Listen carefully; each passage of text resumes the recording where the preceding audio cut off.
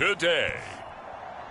From GEHA Field at Arrowhead Stadium in Kansas City, it's Week 14 of the NFL on EA Sports.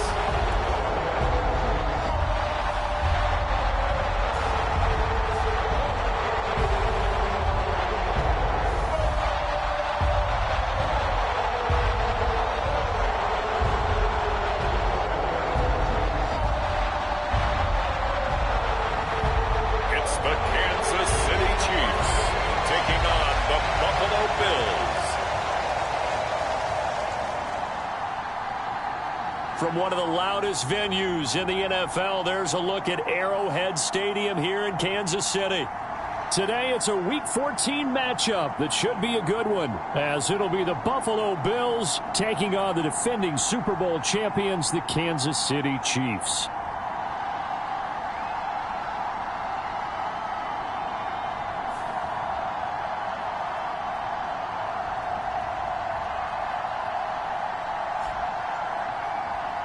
With Charles Davis, as always, I'm Brandon Gaudin. Charles, you talk about storylines in this one. I think it begins and ends with our two quarterbacks, certainly two of the best in the business. And nowadays, I don't think you can get by for long periods of time without a top-flight quarterback. The way the game is played, with all the responsibility he has and how the game flows through him, if he's not on the top of his game, your team's not going to benefit at all.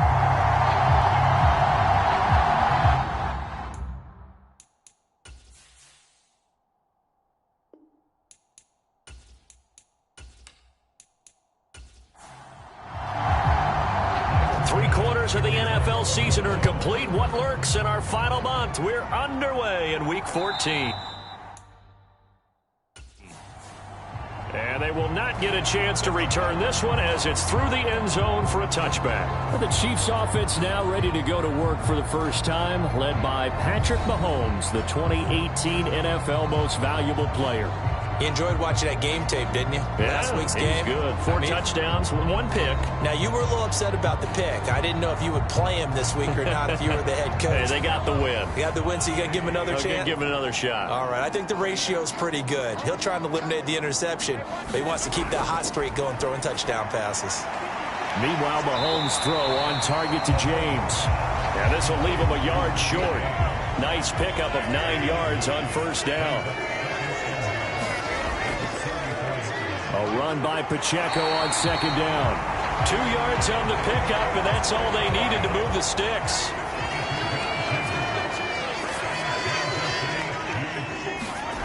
Mahomes now to throw. That's complete. It's Travis Kelce. Call it a gain of 6 on the play, and it'll be second down. They'll run for the first time with Jerick McKinnon.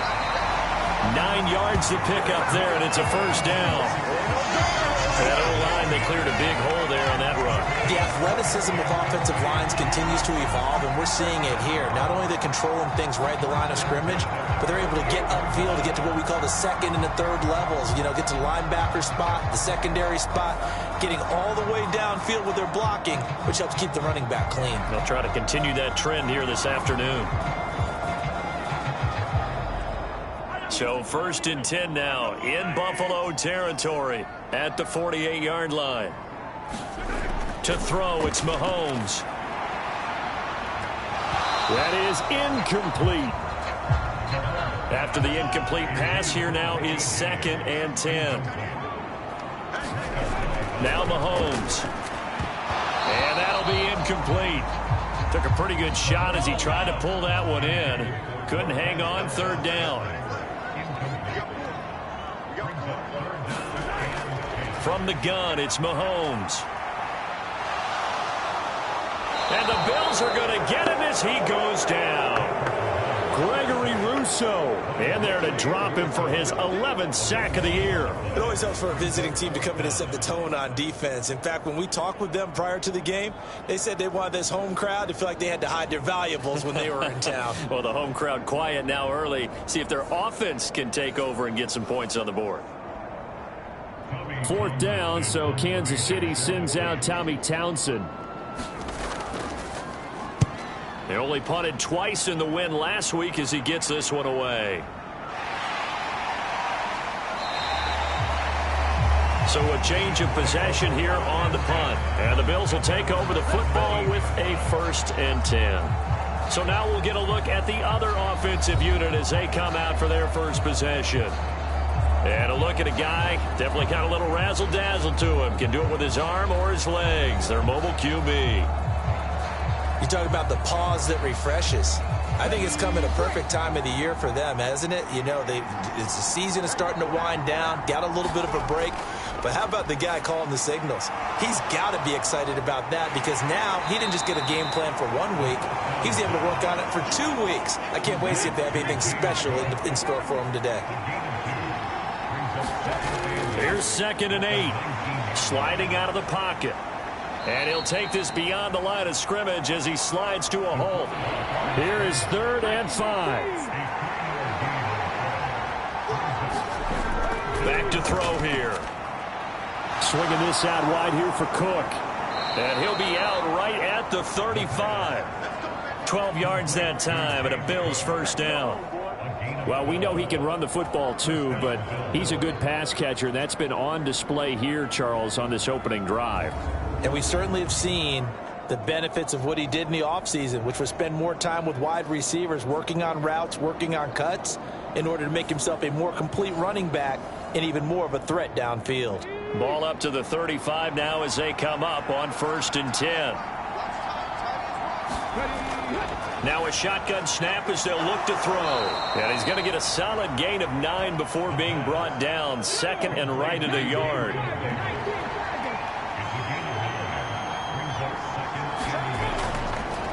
They run for the first time with James Cook.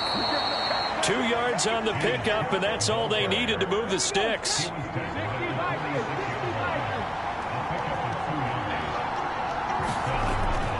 They run it again with Cook. And he'll take this ahead for about 4. 2nd down coming up.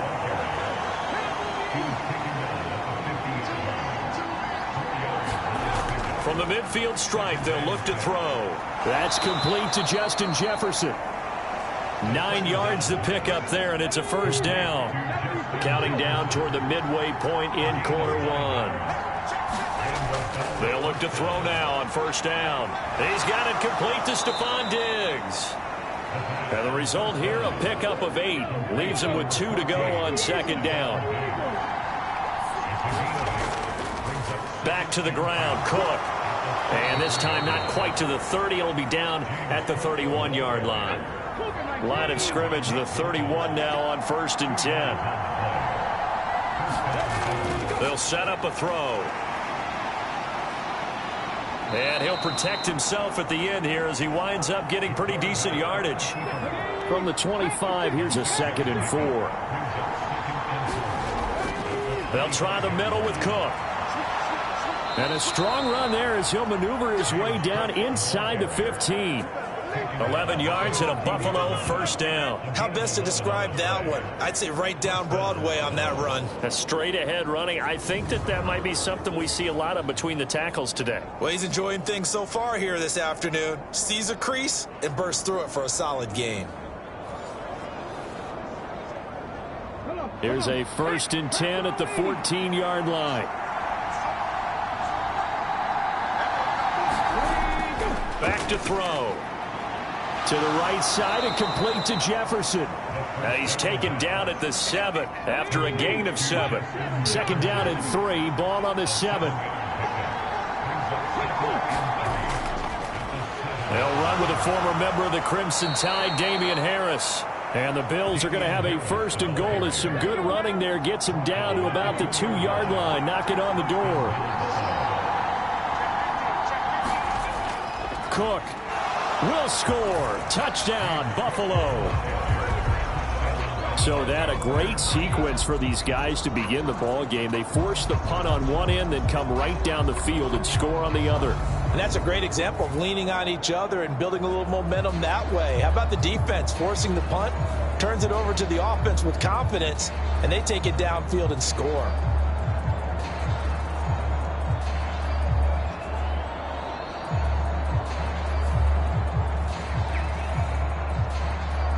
Tyler Bass on for the extra point attempt.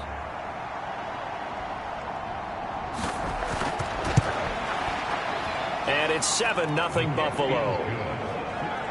That one was an extended drive, 14 plays all told. And it was James Cook capping all of that off with a touchdown run. After the touchdown, Bass to kick it away. And this will be a touchback as that sails over the end line.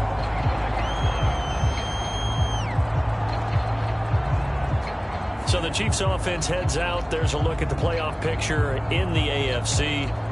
A CD after this game, there will be 4 weeks left in the regular season. So this is far from the final version of what we'll see come January, more of a first draft, if you will, as all these teams fight for a better position.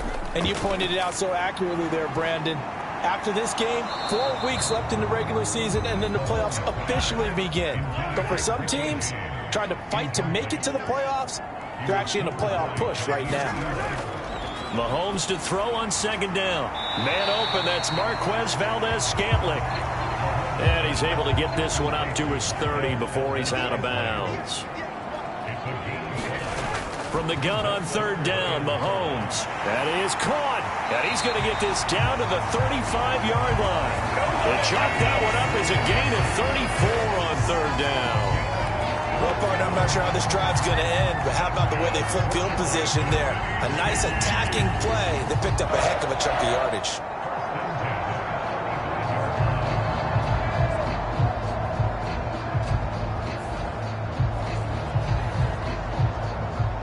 So that changes things a bit. Here's a 1st and 10 all the way down at the 35.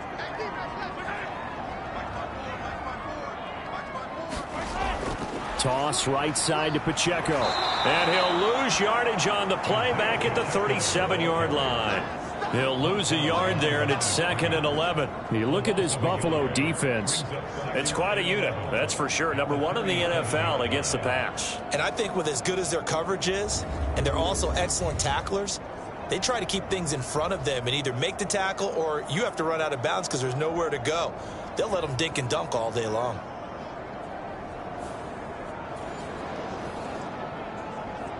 Looking at a 2nd and 11 now after the loss. Looking to throw is Mahomes. A dump down to McKinnon. And he gets this down inside the 35 before going out of bounds. Throwing is Mahomes on third. And they take him down. The Bills get to him. Von Miller in there to get him for a loss of 9 yards, and that also leads to 4th down.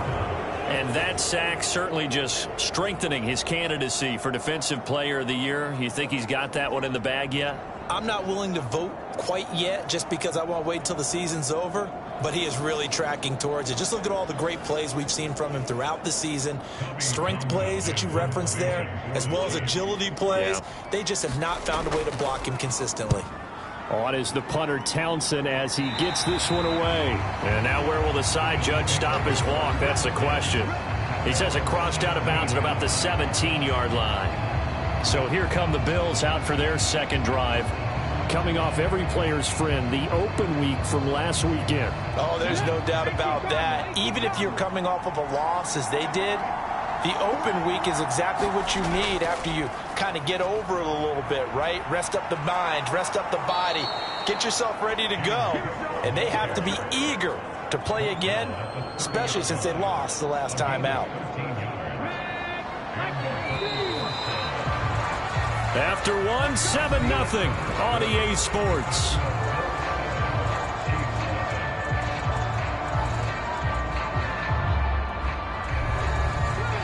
So 1st and 10 now from the 30.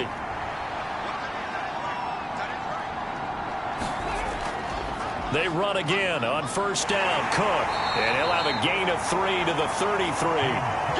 The Bills hit 9-3 here on the year, and they come in off the extended break from the bye. And I think it was much needed as well because you play 2.5 months. You know you're ready for some time off in order to get prepared for the home stretch. In fact, When they looked at the schedule to start the season, I think they liked where their open week fell. They head to the line facing a 3rd and 7 following the incompletion on 2nd down. And this pass broken up. But the contact well timed there, and now 4th down. Now that's a good bounce back after giving up a touchdown on the opening drive. Just 1 first down permitted and then out. Obviously no loss of confidence with that defense, and now they get to turn it back to their offense. On 4th down, here's Sam Martin on to kick it away.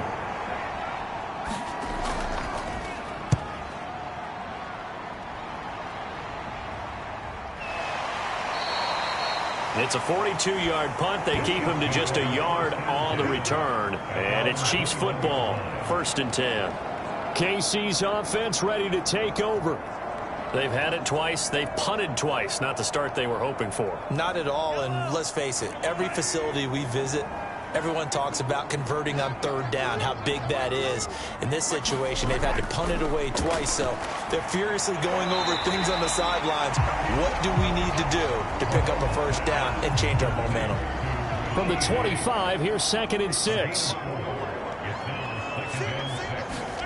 Here's Mahomes to throw. Pitch and catch here to Travis Kelce. And this will be a gain of 5 as he gets it to the 30. And this offense on 3rd down today, just 1 for 3 thus far. They're up against a 3rd and 1 situation. Yeah, this pass broken up. Excellent coverage there on 3rd down, as that was not an easy one to hold on to. He's been a busy man here in this first half as he gets it away. It'll be a 47-yard punt with a net of 40 following a 7-yard return. And it will be 1st and 10 as they take over. James Cook running back out now. And he's sure looking like a lock for a 1,000-yard season. Don't know if he's going to get it in this game, but he'd probably like to just to get past that point. Yeah, and if he doesn't, as you noted, there's still time, still opportunity. There's still more games to be played. So, yeah, it's not a lock. But barring injury, it certainly looks like he's going to get there. And what an accomplishment that is. Anytime you get over 1,000 yards, you're celebrated in the NFL. It's been quite a season. Still a couple chapters left in that book, though. Not a huge carry there on 1st down, but not all of them will be. But still, all in all, a positive play for the offense. It's all about picking up at least a few to set up what you're going to do here on 2nd down. Jefferson moving in motion left. On 2nd down, Cook. And he gets this to the 35. Good for a gain of 5. They need 2. Here's 3rd down.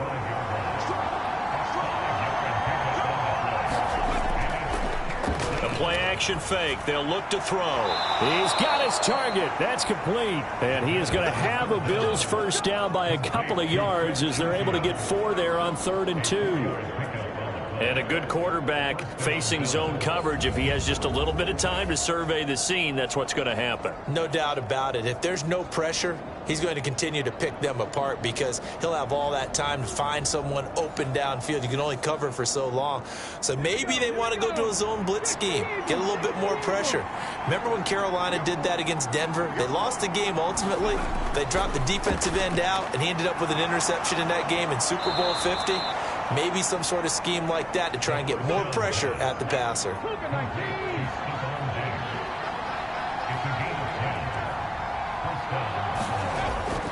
A 10th carry in the game for Cook. Taken down at the 47-yard line.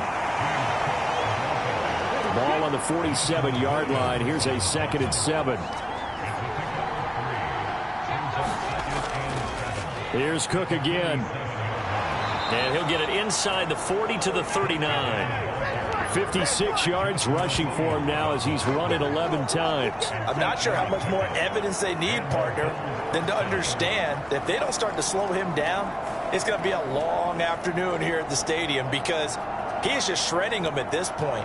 And let's face it, coming into the game, they knew he would be the focal point of their attack. This is going to take an 11-man unit on the defensive side to start making plays.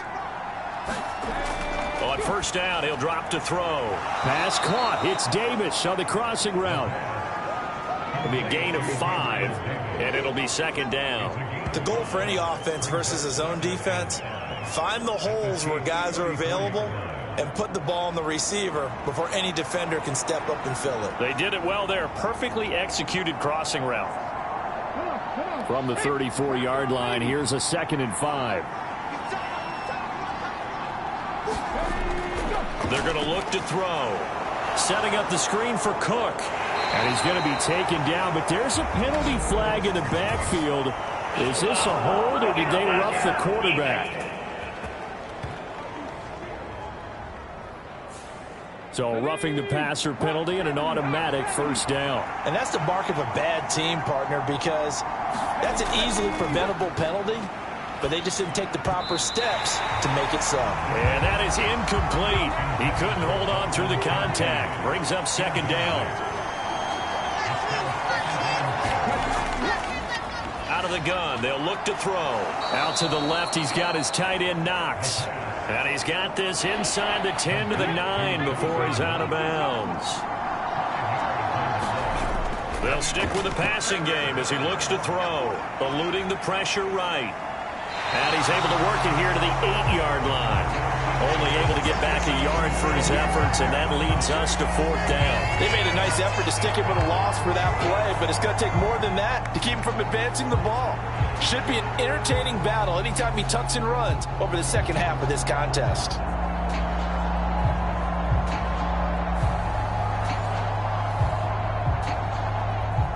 So on 4th down, out is Tyler Bass in the Buffalo field goal unit. This from 25 yards out. The kick by Bass is good, and the Bills will add on to their lead.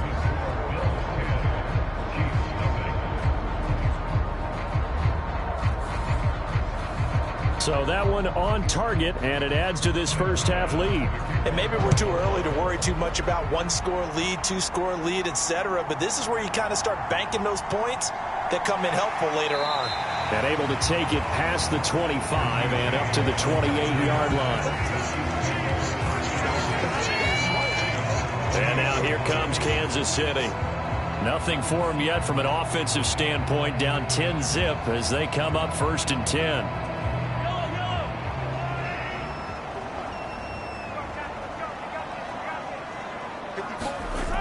Mahomes going to throw. Open man is the tight end, Noah Gray. And give him 6 yards here as he stopped near the 35 at the 34. Second down, McKinnon. They give him about 4 on the play, but he's marked short, so it'll be 3rd and about the length of the football. Pretty good job defensively. Thought he was going to get it, but they knew where that marker was, and they stopped him just short of it. What it does is emphasize that strategic football and situational football is not just played on the offensive side, is it? Defense understanding, as you noted, where the first down marker was and making sure they didn't get there.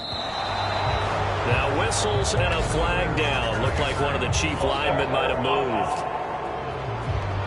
That's Jawan Taylor, the right tackle. 3rd and 5. Shotgun snap to Mahomes. Oh, he rifles one, and that's going to be intercepted. Powering his way forward. And he'll return it to the 24-yard line.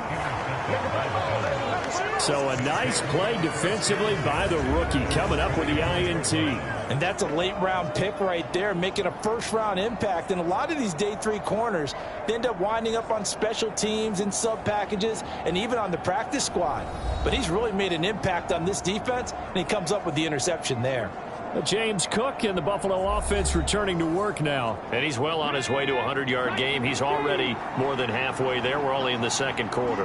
And what I've always loved about running backs is they'll tell you, I had no idea how many yards I had. Right. Those guys have an innate sense of where they are in a ball game and how many yards they've accumulated, because you know they're always working towards 100. He's been working well towards 100 here. I like the strategy. Extra tight ends, extra beef. They want to run the football, but that means they probably want to run it inside. If you get strung out on the perimeter, you're in peril. Yeah, we saw the result, negative yardage.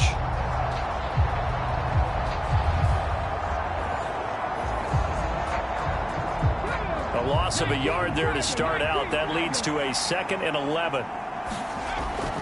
They'll drop to throw. They'll dump this off to Cook.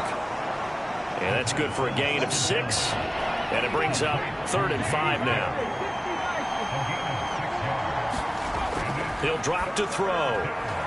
It's caught by Davis. And he's going to be stopped up right at the line of scrimmage. So he'll be stopped here for no gain. And that's going to make it 4th down. Excuse my snarkiness here, but isn't the idea of completing a pass supposed to mean you get downfield and gain yards? Especially on 3rd down. Yeah, that one. How about the defense? Figured that one out in a big way. Yeah, they completed it all right and lost yardage.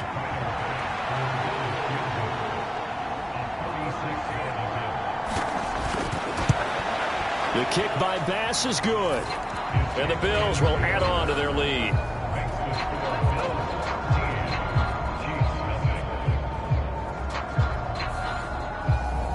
So the interception set him up with terrific field position, but 3 points, the end result. Yeah, we can make this one pretty simple, partner. You always want to end drives with points, but that's one that you're going to look back on and probably say, we should have done better there. And he'll be stopped up at the 25. Here's the Kansas City offense now as they get set to take over. And we'll see if they can bounce back from that last drive. In particular, if they can bounce back at the quarterback position, Charles, after throwing their first interception of the ball game. Yeah, and some guys, you know they're going to want to try and get a big play right away and take control back. Others, they're going to want to look to hit a couple shorter passes, get a little momentum back that way. But for the defense, that goal's not changing a bit. They want another pick. You're exactly right about that. In fact, you got to watch them a little bit because in coverage, they may cut down their gaps a little bit, maybe their splits a little bit in order to try and get to the ball even faster. Ball on the 30. They'll come up with a 2nd and 5. Throwing now is Mahomes. And that falls to the ground, incomplete. A nice job of bodying him up defensively. And now it brings up 3rd down. As expected, he's gone to him several times in this game, but that's the first time one has slipped from his grasp. I'll bet he goes back to him, though. He's an excellent player. They come up now 3rd and 5 following the incomplete pass. Now here's Mahomes. And the Bills are going to get him as he goes down. Now the Bills are going to use the first of their timeouts. So as they talk it over, we step aside. On 4th down, Tommy Townsend to punt for Kansas City. He'll send this one into the Midwestern air, and it's a good one.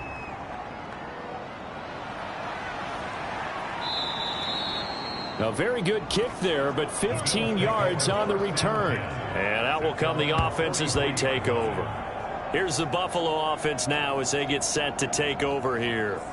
And they split the uprights last time for 3. They've got the lead. They're not going to play this conservative. They're not hoping for another field goal. They're hoping for a touchdown. I'm with you on that one. I like where your head is. I like the way you're thinking because you're exactly right. Trying to sit on a lead and play that way, that doesn't work too well for most teams.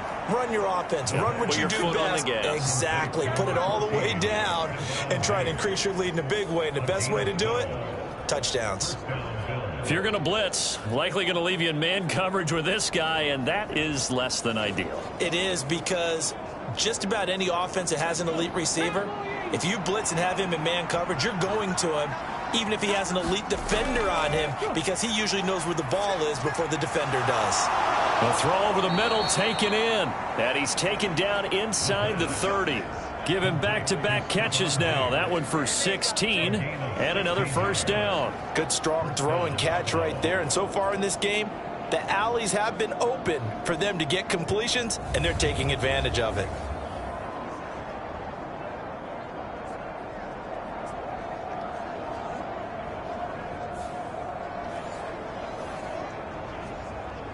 Back-to-back good plays have him on the move on first down. He'll look to throw. Little pitch and catch to the tight end, Knox. Stopped at the 24-yard line after a gain of 5. Now the Bills will use the second of their timeouts as they get the stoppage with a little over 50 seconds to go in the first half. Back to throw again. And he's going to have to eat this one as down he goes. It'll be a loss of only a couple on the sack, but now it'll bring up third down. I think a lot of time when we see a sack, you say, well, you blame it on the offensive line, the quarterback, but here, maybe you just tip your hat to the defender. What a play. Yeah, and I think sometimes they just get a sense of the play before the ball's even snapped. Kind of like a sprinter anticipating the gun in a race. They're off, and guess what? The quarterback's down.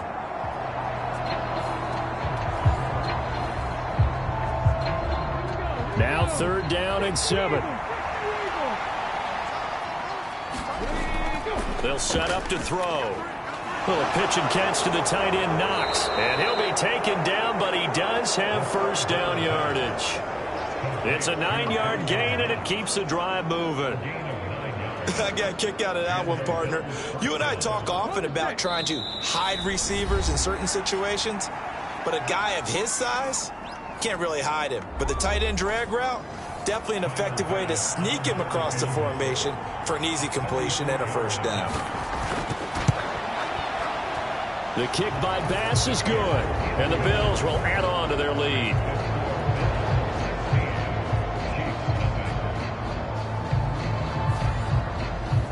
So he's been a busy man here in this first half. That's 3 field goals for him now. And not just 3 field goals, but 3 for 3. So even though the offense has struggled a bit putting it in the end zone, they've still been able to come away with points due to his leg.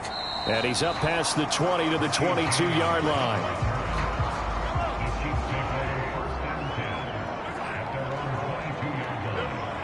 And with time running short here, they'll simply take a knee, and that should do it for half number 1. So we reach halftime in what's been a fairly one-sided game so far.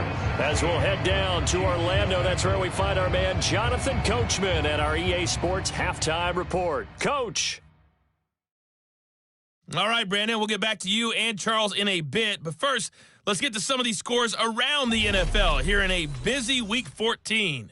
We'll begin up in the Steel City, Acrisure Stadium in Pittsburgh, where it was the visiting Patriots come in and get the victory on the road. Mac Jones, strong in the victory, as his guys managed to cobble together their third win in an otherwise dismal campaign. From there, we're off to check out another game, and it was the visiting Carolina Panthers who were victorious in that one. Bryce Young, 4 touchdown passes in the victory. Finally, let's get out to Southern Nevada and see what's happening with the Raiders at home in Las Vegas. As you can see, the score there in the second quarter. Former number 1 overall pick Joe Burrow with a touchdown pass. We saw some strong work from James Cook in that first half. He wound up finding the end zone on a touchdown run to help give his guys the advantage here at the break. Okay, Coach, thanks as always to you and the gang in Orlando as we welcome everyone back in for quarter number 3. Bills with the lead, and they'll get the football first as the second half is underway. On the return, Deontay Hardy fights off the tackle at the 20. And his guys will get the football right at the 20-yard line. Out come the Bills now as he'll go on offense first here in this third quarter.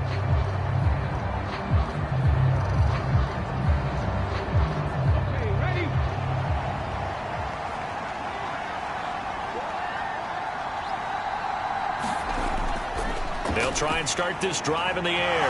There's Stephon Diggs for the catch on the slant.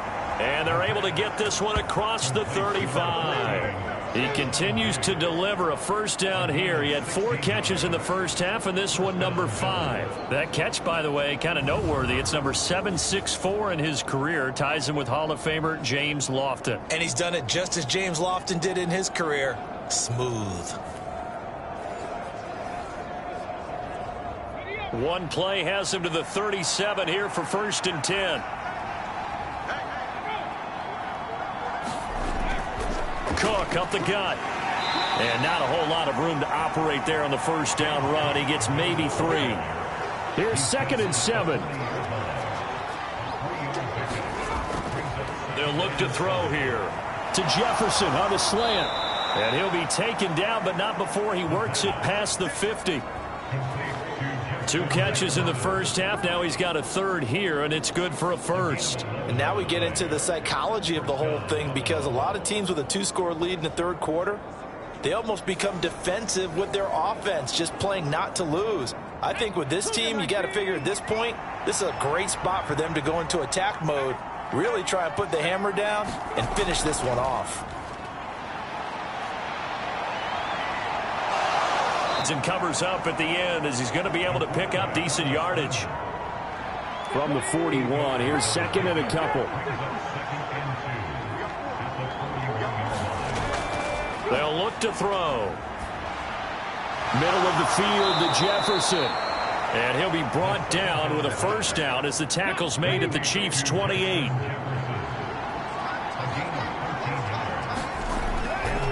On play action, they'll throw. He's got, and now look at this. Big gain, but a fumble.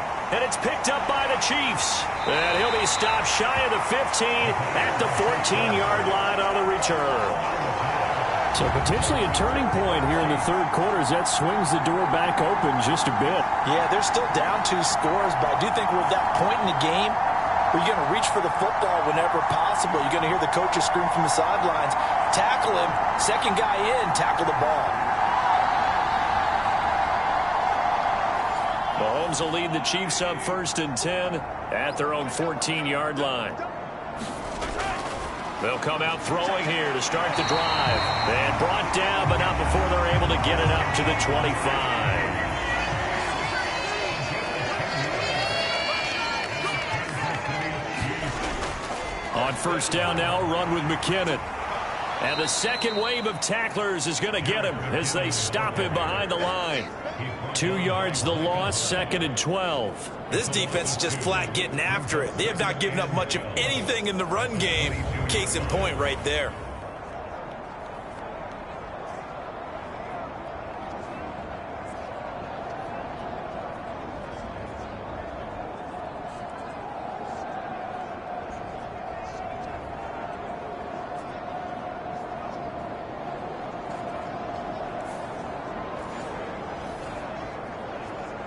Now they contend with a 2nd and 12 after the loss. Here again is McKinnon. And he'll manage only a couple here up to the 25. Just not a whole lot of room to operate there on that carry. No, not at all. They did a really nice job staying in their proper places and not allowing any lanes to open up. Now Mahomes. And they take him down. The Bills get to him. Von Miller getting him once again, his 3rd sack of the afternoon. Well, this has to count as a great team effort today, but this man, he's been at the center of all of it. Really special day for any defense to have this many sacks in a game, even more so for this player. One of the best individual efforts of the season.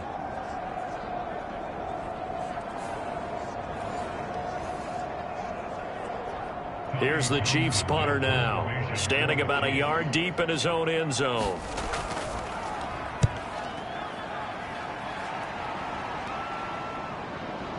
Dances by him. It'll go as a 42, make it a 43-yard punt. 6 on the return. And now out come the Bills.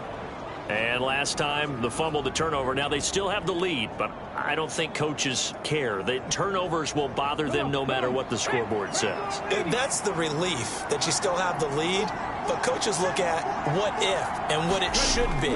Turning the ball over when they've got a chance to score more points and increase the lead, that's what's going to affect them.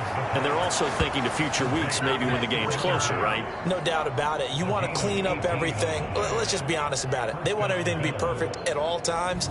They don't want to give up anything that's going to hurt their team. And defensively, they were in zone coverage there. Do you have to be a little careful? You're losing, playing against a good quarterback like he is, to not play too much zone? Yeah, you have to be careful about how much time you're giving up. I think it's a good point you just brought up. So maybe if you still want to play zone, you go to a zone blitz scheme. And you can drop anyone out of your defensive front. Defensive end, defensive tackle. It doesn't matter. You just exchange someone to bring more pressure towards the quarterback and still try and cover downfield. Snap will come from the 31 on 2nd and 7. He'll look to throw.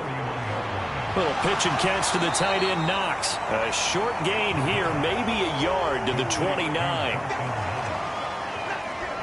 Got to give credit where it's due. Really nice defense on that play. The pitch and catch was successful, but not any run after it.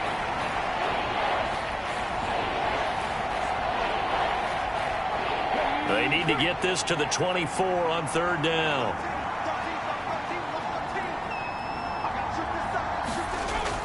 Now they'll throw here out of the gun. And Diggs has it. And I don't think he got there. No. He's short by maybe a foot, maybe. Call it 4th and inches. If this were baseball, we'd call this small ball. Instead of pushing it downfield, they throw a short pass trying to pick up the first down, but the defense rallies to the football and stops him short, bringing up a 4th down.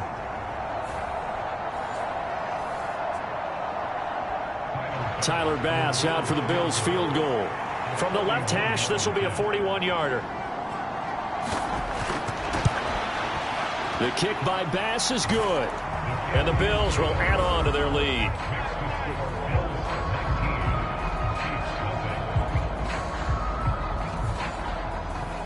And right now, Charles, this is about building that lead little by little, and they're able to do just that. And it gets them past the key number of 16, so this is now a 3-score lead. Not time to exhale just yet, but that might prove to be an important 3 points before things are said and done. And the Chiefs offense ready to go again. I kind of feel like they've reached a do-or-die point in this game, Charles. If they're going to try to pull off an impressive comeback, it has to start right here, right now. Yeah, now they've got a final chance to get out of this situation, but they also understand they've got to move the ball and move it fast. In addition, they need to save as much time so they can get 2 more possessions.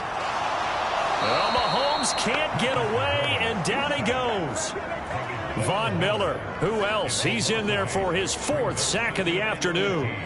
It has been a rough afternoon for him trying to get rid of the football. See, that's now 5 sacks. How'd you like to be the offensive coordinator, the offensive line coach trying to come up with an answer for this pass rush?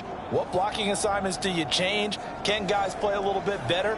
And we're seeing the end result on the scoreboard. Long day in the pocket for their quarterback. From the gun, they will run with McKinnon. And he is met in his tracks behind the line of scrimmage. Just a 1-yard loss that time, but that's not what they needed. Now they're dealing with a 3rd and long. I see a shake of the head as he gets up, and you've got to imagine he's thinking, guys, you got to help me out. He's hoping his team can read his thoughts because he definitely needs some assistance.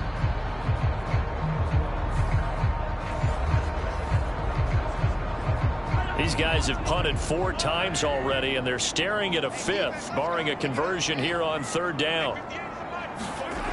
Mahomes now to throw. He finds McKinnon, complete. And he'll be stopped in his tracks right at the 33. Here's the Chiefs punter now, as they're forced to kick for the 6th time today.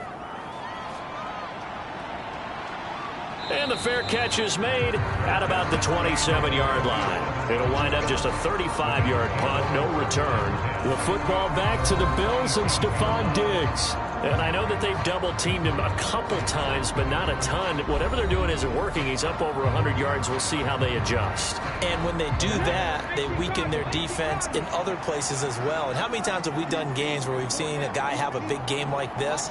But it's usually not by himself, is it? Right. Usually it opens it up for other people to have big games as well. He'll wind up getting right about 4 there on the scramble, and it's 2nd down.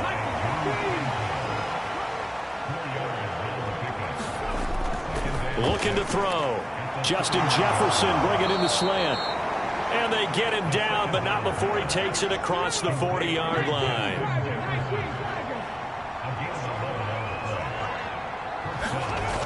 They'll look to throw now on 1st down. It's complete to Diggs. That's good. The completion there for 7 yards, and it's 2nd down. It's a game of matchups, and that's why you take your receivers and move them around a bunch, especially your best guys. And when they work out of the slot, you often hear the coaches talk about how great it is because it gives you a 2-way go. You can break out or you can break in. That makes it hard to defend. And he'll be brought down at the 45-yard line. 68 yards on the ground for him now as he's done that on 15 carries. Another tote for the workhorse this afternoon. It's Cook. And down inside the 40 to about the 38. Second down and 3.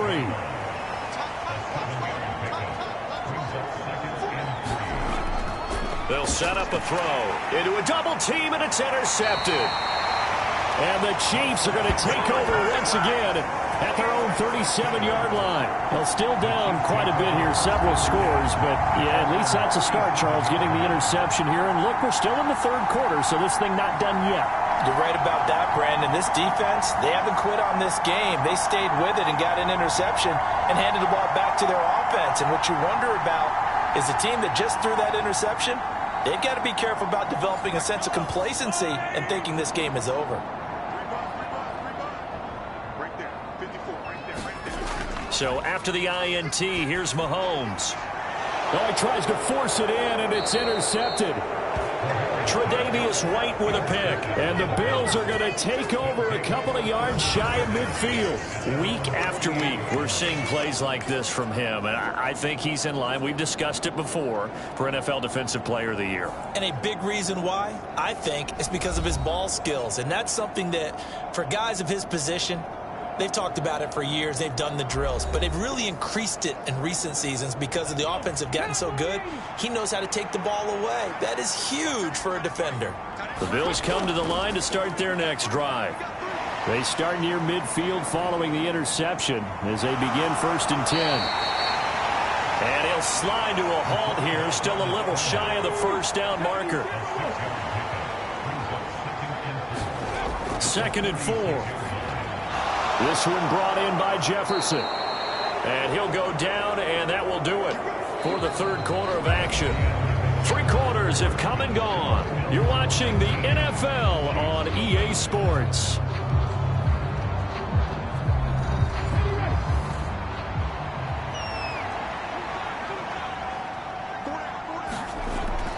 First down, here's the run with Cook. And he edges forward, but only gets a pair of yards out of it, and it's 2nd down.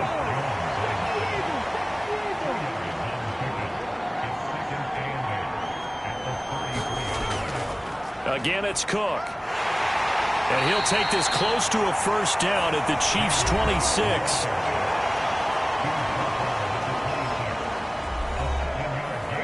The Bills on 3rd down. 3 for 7 so far in this game. Here it's 3rd and 2.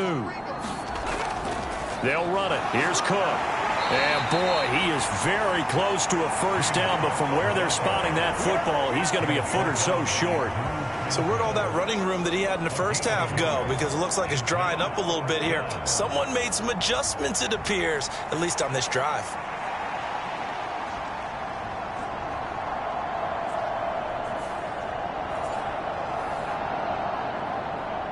Tyler Bass out for the Bills field goal. This from 42 yards out.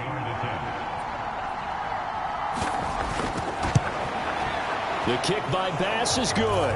And the Bills will add on to their lead.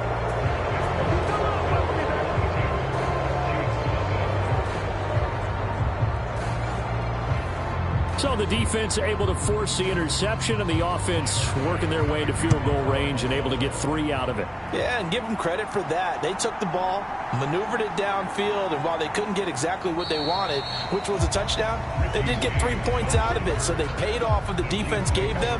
Both sides to be thrilled with that. And as this offense makes their way back out, it's AFC playoff race time as we give you a look.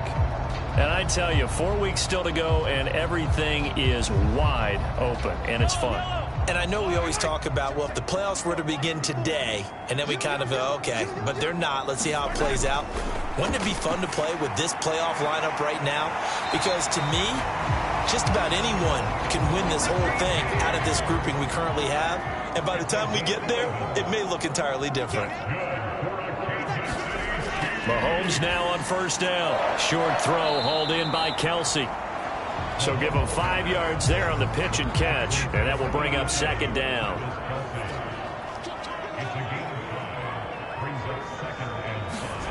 To throw, it's Mahomes. No hesitations, they go right back to Kelsey. And Kelsey's going to have a Chiefs first down as he's up to the 45. Now it's Mahomes again. That'll be caught by James. So the completion good for 6 yards, and that'll make it second down.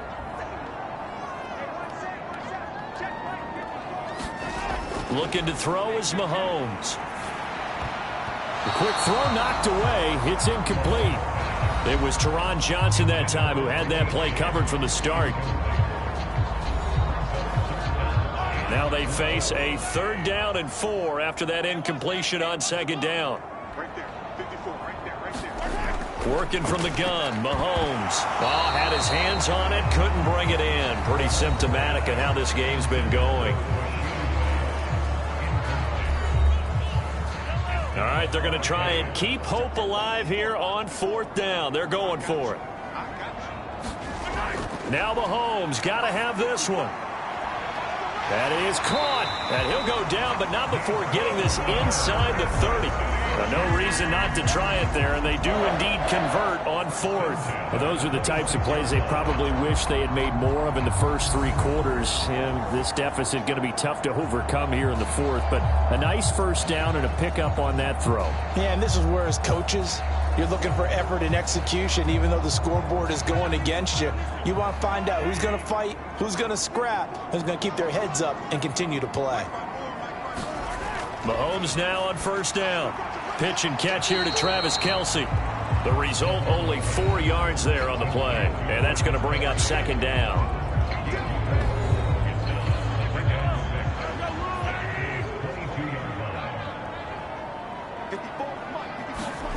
Here's Mahomes to throw.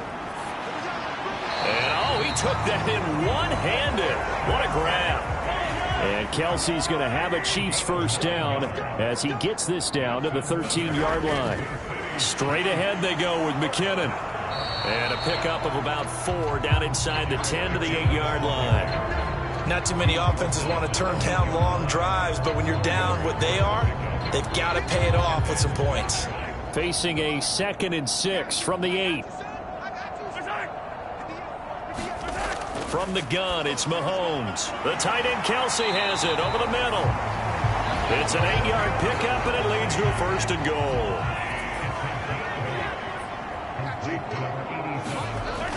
Now back to throw. And it's caught. No gain on the play. And that'll set up 2nd and goal.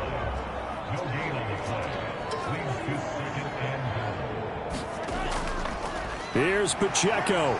And he is in. Touchdown, Kansas City. Isaiah Pacheco with his 6th rushing touchdown on the year. And the Chiefs are finally into the end zone here in this 4th quarter.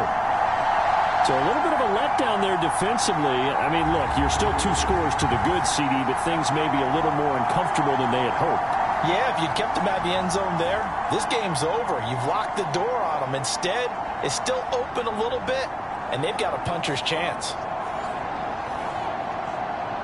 Now Mahomes to the line as the Chiefs are going to go for the 2-point try. Now receiver in motion left. He's going to handle it on the touch pass. And he's going to get in for the score. And the lead now cut to 14. So they go with a pass there on the 2-point try and able to convert it, Charles. And a good job by the offense figuring out their 2-point play and using it well. It's interesting how people are using the strategy nowadays, though, isn't it? It really is. And I don't know how much that particular play factored in. But with the PAT moving back in 15-16, that kind of changed things, didn't it? It's really a part of everyone's strategy now. When I talk with coaches and when we sit with them, they always talk about they actually have 2-point periods in practice now, something they never really did before. And here come the Bills. Well, there are 2 scores on the plus side. Still time here in this 4th quarter, but maybe you start thinking about playing keep away? Yeah, I think here's the situation. You're not thinking touchdowns anymore. You're just thinking 1st downs. To keep up with your theme there, playing keep away, 1st downs, they can't touch the ball. Fights him off. And he's taken down, but able to slip across the 35. Good coverage downfield led to him taking off, picking up the 1st down on a 13-yard run. Partner, there's a downside to everything, and the danger of man coverage is if you're locking down your target, you often turn your back to the quarterback, and you don't see him. Sometimes you open up a big lane for him to hit you for big yardage, and that was an astute play by him to scramble out, see that lane, and burn them for a 1st down.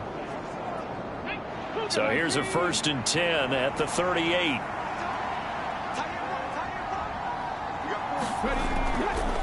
Up the middle, it's Cook. And he's going to take this ahead for right around 3 yards, but no more than that. 2nd down. I'm sure that's going to be the formula. Just keep the ball on the ground. Keep that clock moving. And when you have the lead this late in the game, above all, stay in bounds. Yes, take care of the football. Yes, gain yardage, but stay in bounds and let that clock tick. Now this one to his tight end out on the right side. And they'll get to him after a gain of 7 to the 47. We dominate today. Now on 3rd down, an extra DB out there for the Chiefs. And they'll try and run the option to pick it up. Well, they hit him in the backfield, and he will not escape. And that is not going to get it done. Losing 4 yards that time, and now it's 4th down. Well, he's had success running the football in this one. Yeah, that's undeniable. But that time, the defense was on to it. And, partner, I think the more you see a play like this, the more they're able to diagnose it quicker and easier for them to defend it. I think you have to dress it up a little bit and show maybe some different formations and looks. Here's Sam Martin now as he'll kick it away for the 2nd time. 46 on his first kick. This one in that neighborhood as well. That'll be a 41-yard punt, just 1 yard on the return. And the Chiefs are going to take over with a long field ahead and a 1st and 10. And Kansas City's offense now set and ready to go. Well, still a long way to go, but trending upward. They scored the last time out, you remember. Then their defense forced the punt. Now they try to inch closer, but still ultimately down 2 scores in the final quarter. And able to get it across the 20 before they get to him. All 3 timeouts plus the 2-minute warning. Here's 1st and 10. On 1st and 10, here's Mahomes. Short throw hauled in by Kelsey. He's tackled a yard short of the marker. Good gain of 9 on 1st down. Down under 2 minutes to go in this football game. Now that's staying ahead of the chains. Really good pickup on 1st down, hitting the tight end there. Now it brings up a 2nd and manageable. Just found a hole in that zone. And this throw incomplete. Now the defender all over it that time, and it's going to lead to 3rd down. Now the focus is really clear. They need to get that 1st down and either get out of bounds or maybe use one of those timeouts. Mahomes finding Kelsey. And he'll be taken down, but he does have 1st down yardage. Here's 1st and 10. They shake some, and a big loss here as he's taken down. Here's 2nd down. Mahomes to throw it. A dump down to McKinnon. And down he'll go at the 25. The Chiefs will use the first of their timeouts as they'll talk it over here before what will be an important 3rd down. And that's going to be incomplete. The coverage too good there. The contact popped the ball free, and it's 4th down. Here's Mahomes. And it's incomplete. They cannot convert, and they turn it over. They had to go for it with such little time remaining, and the Bills are going to take over in excellent field position.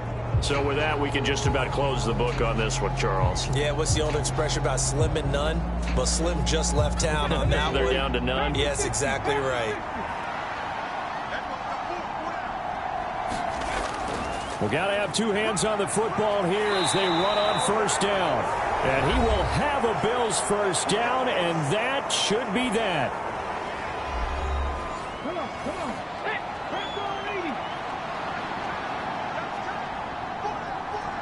And they take a knee. The Chiefs quickly now going to use the last of their timeouts as they get the stoppage with a little over 50 seconds left to go in the game.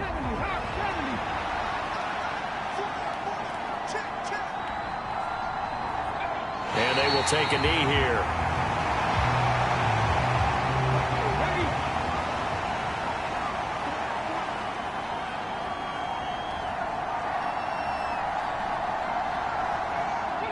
The Bills on their way to victory now as they take the knee.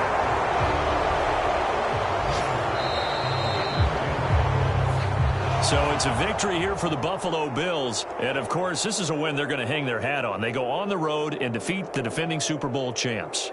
Partner, they came, they saw, they conquered. They conquered. But before all that happened with the conquering part, they believed. They thought it all week.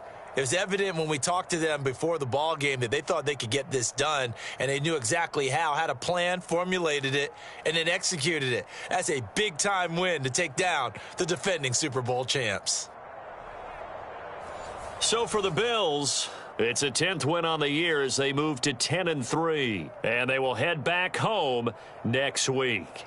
Meanwhile, for the Chiefs, any slim hopes they had at a playoff berth gone now as they drop to 4-9. And they'll look to get back in the winning column next week as they head to Foxborough to face off against the New England Patriots. So for Charles Davis and our entire crew, I'm Brandon Gaudin. Next game, guess what? Charles and I will be here again. It's the NFL on EA Sports.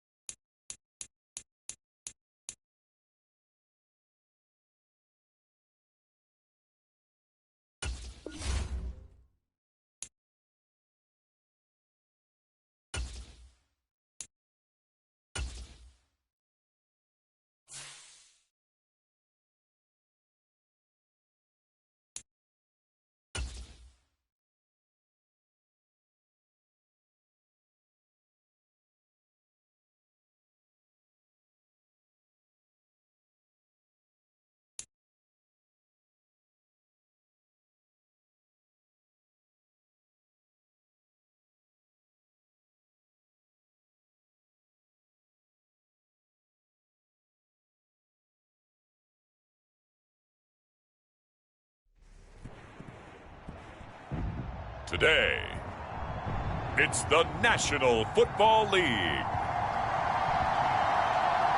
It's Week 14 of the NFL on EA Sports.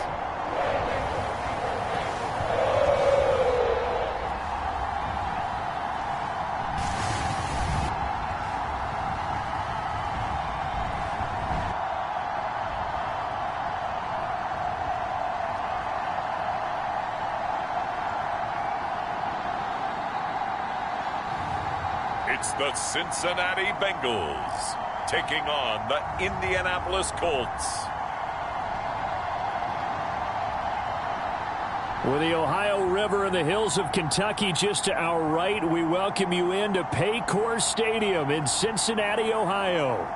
Today, it's a Week 14 matchup that should be a good one, as it'll be the Indianapolis Colts taking on the Cincinnati Bengals.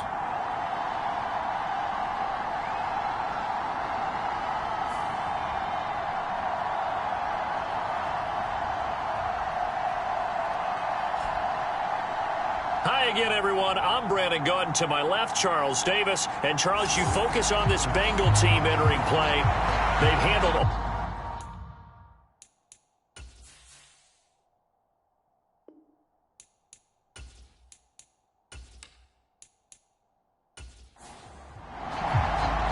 Two teams trying to stake their claim to postseason football. Week 14 of the NFL is underway. This taken in at the goal line.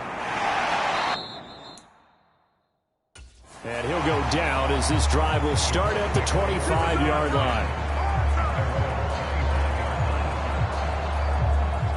So the Colts now coming out for their opening drive. They will be led out by the 6-foot lefty from Alabama. It's Tua Tagovailoa. And there was a positive in last week's loss. No interceptions thrown by him. But he only threw one touchdown pass, and you know he wants that to improve. He might even consider that as part of the reason that they couldn't take the win last time out. I believe we'll see a more aggressive version of him this week whenever they're nearing the end zone. Meanwhile, Tua's throw pulled in by Woods. The numbers for Woods last week: 4 catches, 58 yards. And he was able to haul that pass in there, but he knows he's got a tough task ahead of him. This unit in the top 5 in the NFL against the pass. He's going to have to really work hard to get open. From the gun, it's Tua. That complete to Downs.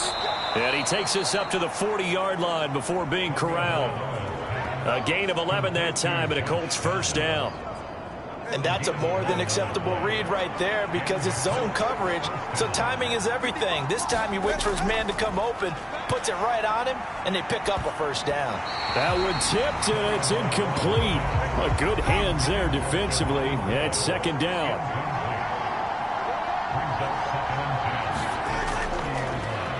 They'll run. This is Jonathan Taylor. And he is going to be stopped cold behind the line of scrimmage. 2 yards the loss, and now 3rd and 12. Well, this defense for the Bengals, they were very good in the victory a week ago over Cincinnati. And every defensive team that we talk to, they spend a lot of time talking about creating turnovers. And anytime you get 2 or more in a game, you've had a really good performance. They exceeded that number in a huge way. They got the football back 4 times in the win.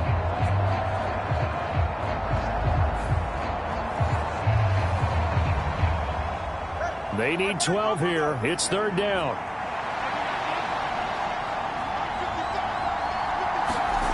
Tagovailoa working out of the gun. Oh, that's into a sea of bodies, and it's intercepted. Chidobe Awuzie with a pick. And he returns it into enemy territory down to the 45-yard line. Well, that is a quick lesson on how difficult this defense is to throw against. An interception on their initial drive of the ballgame. Now we know why their offensive staff spent the entire week awake trying to prepare for this one, because you can't totally shy away from throwing the football, but at the same time, you're looking at them and going, where are the weaknesses? How are we going to move it? One of the top defenses in the NFL for a reason. We just saw one example right there. So now the Bengals offense, they'll start with great field position. And a glance here at their shifty mobile signal caller. And normally in this spot, we talk about passing numbers from last week, but this time, it's all about the rushing. 3 times he found the end zone in his last ball game. He is a do-everything quarterback, and you have to expect we'll see him call his own number here as well. The Colts are going to get him. Down he goes. Samson Abukum. Credit him with a sack, and it goes as a loss of 6. And they get to him right out of the gate, and this defense hoping that that's a harbinger of things to come. Yeah, when you give up a first-play sack, makes your quarterback wonder if he's going to go to the sidelines and talk with his offense coordinator and head coach and say, hey, you know that game plan we put together? We might need to change it right now. Protection certainly going to need to be a bit better here on 2nd and 16. They're going to look to throw. And he's going to go down again. Quiddy Pay, he's the one to get him, and that is sack number 7 for him on the year. The partner, this offense 12-0 now on the year following their latest victory. And during the week, a lot of folks making comparisons between this squad and the 1985 Bears. You know, they too were 12-0 at this juncture of the season before losing on a Monday night 38-24 to the Dolphins at the Orange Bowl way back on December 2nd of 85. But then they never lose again en route to winning Super Bowl 20. And when you look back on it, partner, didn't it almost feel like a setup game? Because they were playing the Dolphins, and the Dolphins were protecting their franchise's undefeated season of 1972, that team. And you know what that team does. They love to celebrate the fact that they still are the only one to get through an entire NFL season that way. That was Dan Marino's 3rd year, playing under the great Don Shula, and they were motivated to keep that franchise's record intact. Second drive coming up here for the Indianapolis Colts. Remember last time out they threw the interception on their first drive. Good news, their defense backed them up, so it's still 0-0 here as they begin their second possession. Yeah, and one great way to judge a defense, how do they handle what we call sudden change? When all of a sudden, you know, it goes against their offense and they have to run out in the field and try and put out the fire. Give this one great kudos for getting out there and not letting that interception lead to points. Excellent job by them defensively. And this defense able to plug him up there as he'll get a yard to the 35. From the 35, here's 2nd and 9. Looking to pass. Tua.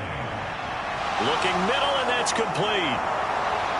And they've got it well across midfield down to the 40 before it's all said and done. 25 yards there on the catch and run. So Tua making the completion there. What's different about playing a left-handed quarterback like him? And specifically, I guess, what does this defense need to try and take away? I'll take the first part that you asked about being left-handed. We've got to find out if he can move to his right and still continue to be accurate. So I want to push him in that direction and see if he can get his body squared around and make those throws that he's used to making. The next part is he's a dart thrower. Loves those short to intermediate routes first. Sit on those and make him throw the deep ball. Not that he's not capable, but you want him to prove it to you first. 11 yards for number 11.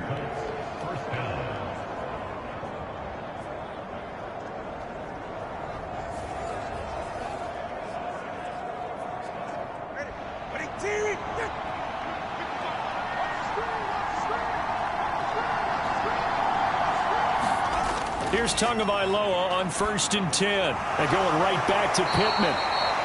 And inside the 20 before he's brought down. So the ball down to the 16 here for 1st and 10.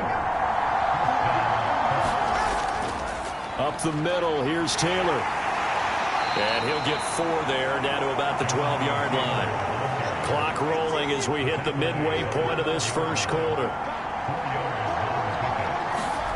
Going to the air, Tagovailoa. This will be caught at about the 5. And the Colts are going to be looking at 1st and goal as they move this down to the 4-yard line. Many different ways to create space, but on that play, he did it with that big, wide body of his. Didn't get a whole lot of yardage on the play, but it did what it was supposed to. Pick up a 1st down. Now a throw to the end zone on 1st down, but it winds up incomplete. Down this close to the goal line, 1st down. Surprised that wasn't a run? I am, and you know I'm old school. I want to run the ball on 1st down in this situation because 2nd down, that gives me an option of running play action and maybe throwing it. Taylor Going to take this down just short of the goal line. He got 3, but could not get the ball over the chalk.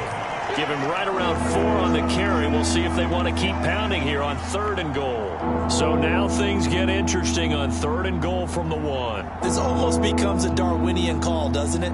Almost survival of the fittest here.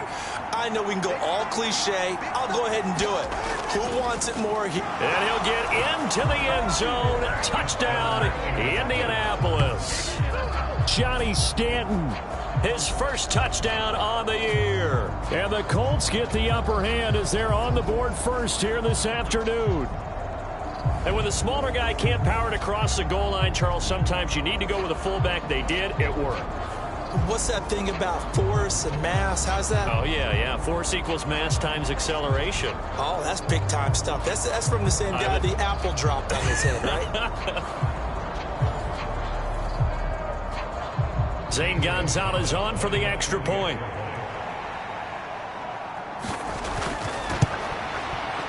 And this is good to make it 7-0 Indy. A 10-play drive that time. And it ends with a 1-yard touchdown run. Sanchez now. He'll kick it away following the touchdown.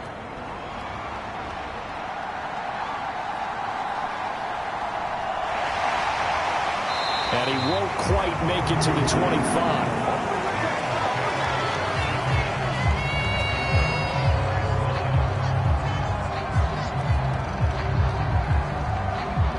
The Bengal offense on their way out as we look at the playoff race in the AFC. As of this moment, as pretty much everyone knows, they sit alone in that top spot, but nothing is guaranteed. They haven't even clinched the playoffs. So a good start, but a long way to go. And you know, a blunt veteran inside their locker room has stood up at one point or another and said, you know all this means nothing so far. We've got to cover this, get it done. What do we want to be? It's like winning a title in August, right, in preseason. Doesn't count. Let's go ahead and get this thing done. A nice gain of 21 yards. An excellent run there coming from out wide. And we used to consider these jet sweeps to be gadget plays or something a little bit unusual, right? But now most teams have some version of this play in their playbook. And I think it's a lot because of the receivers that are being developed nowadays. These guys look like running backs even though they're playing out on the perimeter. Now on first down, he'll drop to throw it. Going underneath, he's got Hawkinson. Pretty darn good, as you see right there on your screen. I'll echo that. Darn good. 2 touchdowns, right? And the ability to be in sync with each other, right? To understand that he's going to be where the quarterback expects him to be when the ball's thrown. 2nd and 9 now. Over the middle, that's caught by Chase. Will go down as a gain of 6. And now we've got a 3rd down and 3. They'll set up to throw. Work in the middle of the field, and he's got a man complete. And they'll get him to the ground. He has another first down at the Colts' 38-yard line. It's a gain of 11 yards that time, and it produces a new set of downs. Would it be safe to say that as precise as routes are supposed to be run in the NFL, maybe they're not quite as precise in college ball? That's accurate, yeah. And I think we saw a college route in the NFL there. Just find the soft spot, find the dead zone, and find the first down. And that's what he just did. They'll stick with the passing game as he looks to throw. Going underneath, he's got Hawkinson. So the completion good for just 3. And that'll bring up 2nd down. Again, he'll drop to throw. They're going back to the same well. It's Hawkinson again. They had 3 yards on first down, just 1 yard there. So 3rd down, they need to get to the 28 for a first. Back to throw again. And the incompletion there, so that breaks a string of 5 straight hookups. It also leads to a 4th down. One thing that you're going to see from this offense is that they love the matchup with their wide receivers against this secondary. That one wasn't successful, but don't expect them to back away from attacking all game long. So on fourth down, on is Evan McPherson and the Bengal field goal unit. From the left hash, this will be a 52-yard attempt. McPherson's kick is good. And they are on the board, but still trailing. It's 7-3.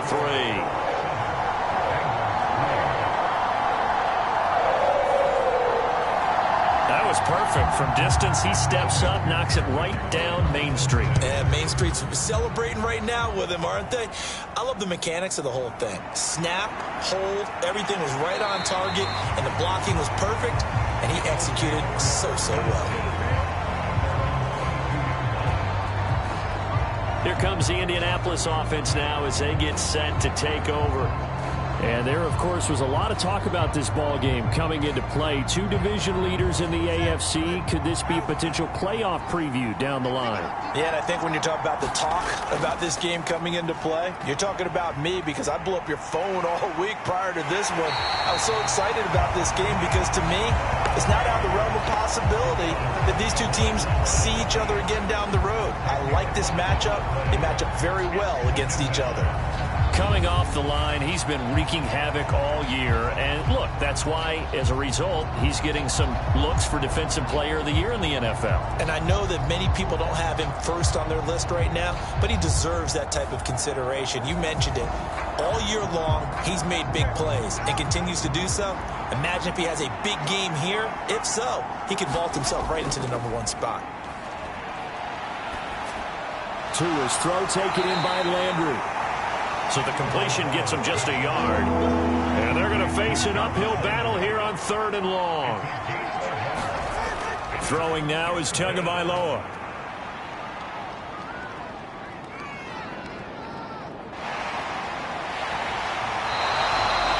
Trey Hendrickson gets in there to drop him for a loss of 13 yards, and it's also 4th down now.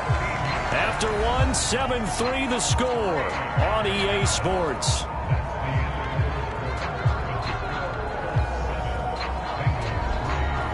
Now here's Rigoberto Sanchez as the drive goes backwards, so he's on to punt it away. He punted 4 times in the loss last week as he gets this one away here. On the return, Johnson. Good work bringing that one back as he picks up about 16 on the return. And the Bengals will take over in terrific field position. Cincinnati now ready to take the field. And they, as mentioned, unbeaten to this point in the year, but you think this game, their toughest test yet. I absolutely do, because to me, this is a good measuring stick game because they've been able to take advantage of the schedule. But here, this is another team leading its division with an eye on making a Super Bowl run, so this game is crucial. 16 yards to the 16 and a 1st down.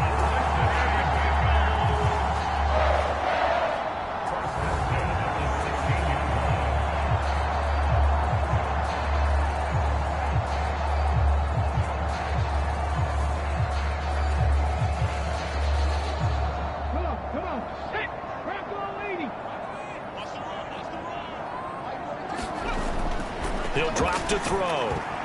A quick throw knocked away and incomplete. Quarterbacks work all the time on manipulating a defense with their eyes and their head movement. In this case, he just stared the receiver down. That allowed for excellent coverage, able to knock that one away. And 2nd and 10, he'll look to throw again. 5 yards, now it's 3rd and 5.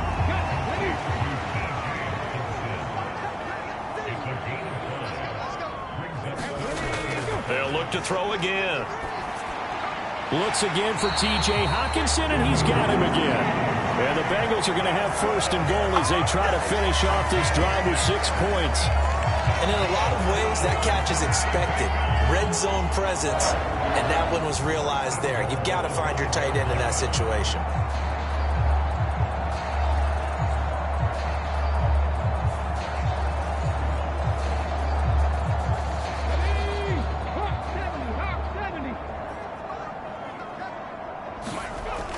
They'll drop to throw.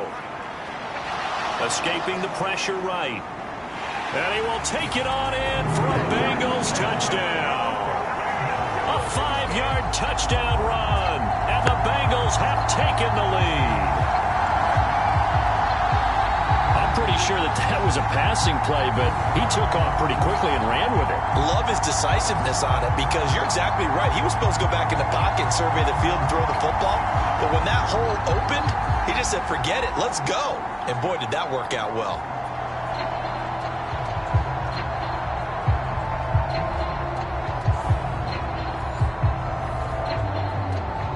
Evan McPherson for the extra point.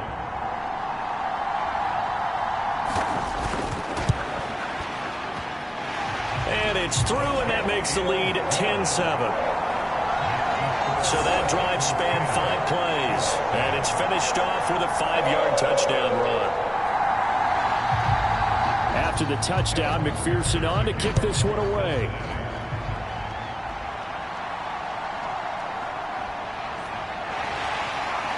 And able to get this across the 20, but not much further as he's dropped at the 23-yard line. And now Indianapolis set to take the field. These guys definitely hoping for a better showing than their last appearance. They couldn't really even move the football much beyond the shadows of their own goalpost, Charles. We'll see if they can get a better, more sustained drive going here. Yeah, and every team that we ever talk to says the exact same thing. When you start a drive from that deep in your own territory, the goal is a minimum of at least 2 first downs, because even if you have to punt then, you change the field position, right? You flip the field a little bit. They didn't get that done. This time they want to string together a nice drive and help themselves out. Line of scrimmage, the 37 on 1st and 10. They run once more with Taylor. And a 5-yard gain gets him to the 42.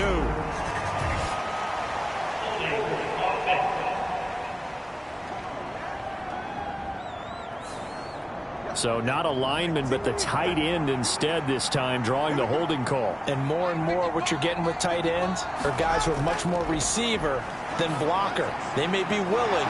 And it's a fumble, and the Bengals grab it.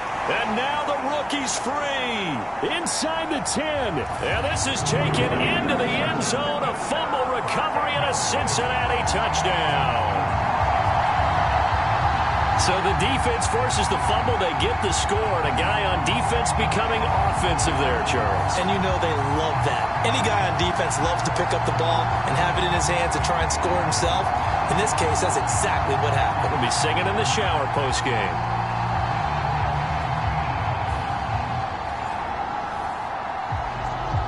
McPherson on for the point after.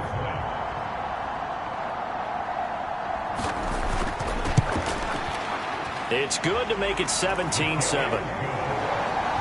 So not only the cough up, but then the pickup on the other side, the scoop, and the score the other way, the fumble return for a touchdown.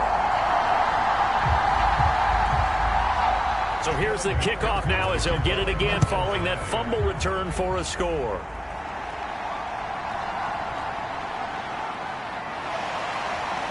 And he'll get it up past the 20 to about the 22.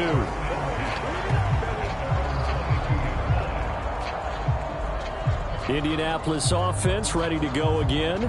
And in just about every game we see, partner, what do when we look at the stat sheet? We go right to the turnover differential. Without a doubt, because when we see that, that pretty much tells the tale of the game. And I know there's still plenty of time to go, but you've got to take care of the football in order to win it. A carry by Taylor to start the drive. And not much doing there, maybe a yard up to the 23. They work now on 2nd and 9.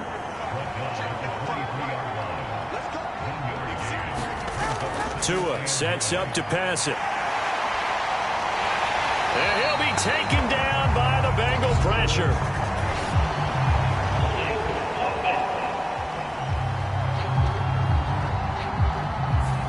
So they will take the sack instead of the penalty. And it takes another down off the series. But the biggest one of all, do you want to tell the guy who just got the sack that it no longer counts? No. No, not at all. Oh, the pressure too great, and he goes down once more. Trey Hendrickson. That is now 2 sacks for him here in this first half. You doing okay over there, partner? Because actually had another sack in this game that you just had to call. We're not even at halftime yet. No wonder this team has the lead. What an effort by the defense right from the word go. The adjustments at halftime, they're going to have to be big, or this could really get ugly in the second half. Now here's Rigoberto Sanchez as he'll punt it away for the second time. And he's able to get it out of there. Johnson to return it. Able to slither by. Call it a 48-yard punt. Give him 9, though, on the return. And the Bengals will take over here, 1st and 10. Now the Cincinnati offense ready to see what they can do here. This drive here beginning probably with a pair of motivated groups. Remember, the offense scored a touchdown on their last time out. Looking to repeat that in Charles's defense. They were very frustrated after giving up 6 the last time on the field.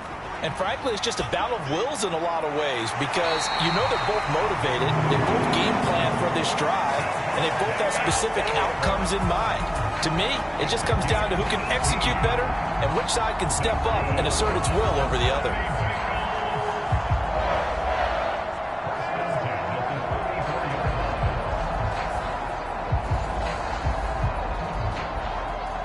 From the 34 now, here's 1st and 10.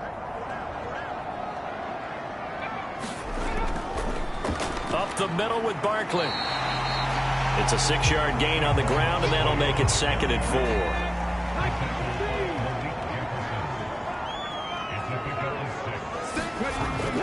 Back to throw.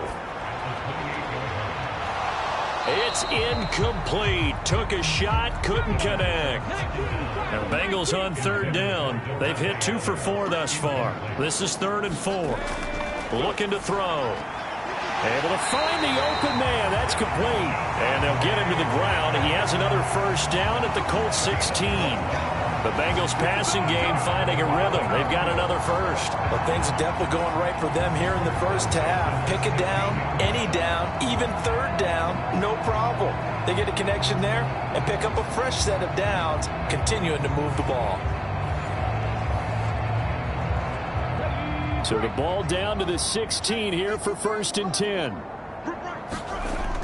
They'll set up a throw.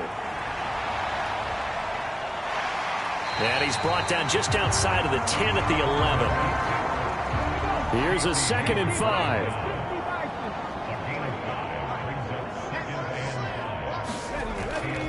He'll look to throw. This will be caught at about the 6. And the Bengals are going to have a 1st and goal as the tackle is made at about the 5. They'll try and run for it with Barkley. And he'll take this into the end zone for a Bengal TD. Saquon Barkley, his 7th rushing touchdown on the year. And the Bengals are able to add on to that lead. That almost looked too easy, and I think thanks goes to the offensive line for making it look easy. Yeah, I agree with you totally on that one. I'm not sure how much everyone understands the preparations that go into a game for an offensive line, because there's a reason that running backs and quarterbacks give them big gifts at the end of a season after a big year. The consistency and the continuity it takes to know each other and execute their blocks is pretty impressive. McPherson now for the extra point. And that'll make this a 3-score game as the lead moves to 17. So that drives 7 plays in length. And it ends with a Saquon Barkley touchdown run.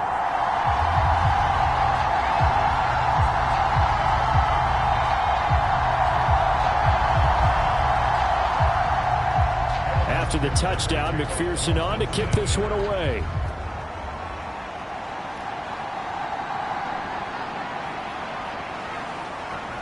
And able to get this out to the 25.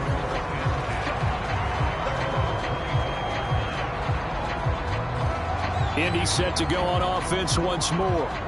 And Charles, a very uninspired effort the last time we saw them out there. Was a quick 3-and-out, then they punted the football. Yeah, and you never want to get stopped so soundly during a series, but what would be even worse now is letting it happen again right here. They've got to get going.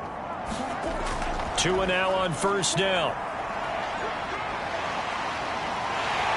And the pressure gets there, and Tua is going to be taken down.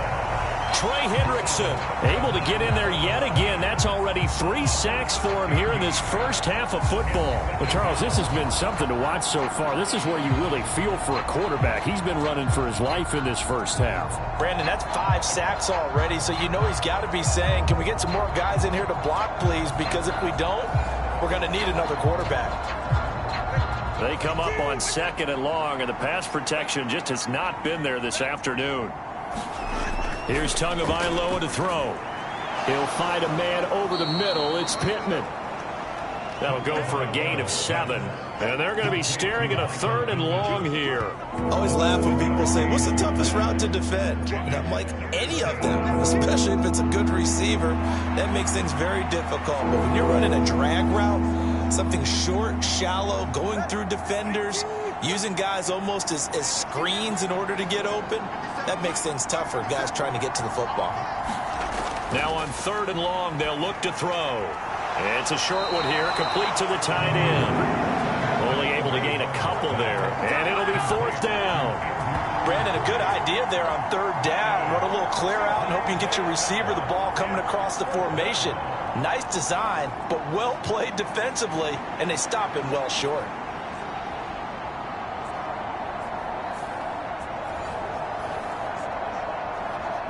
Out is Rigoberto Sanchez on 4th down to punt this thing. He's been a busy man here in this first half as he gets it away. Johnson on the return. A very nice punt that time, but they get 11 back on the return.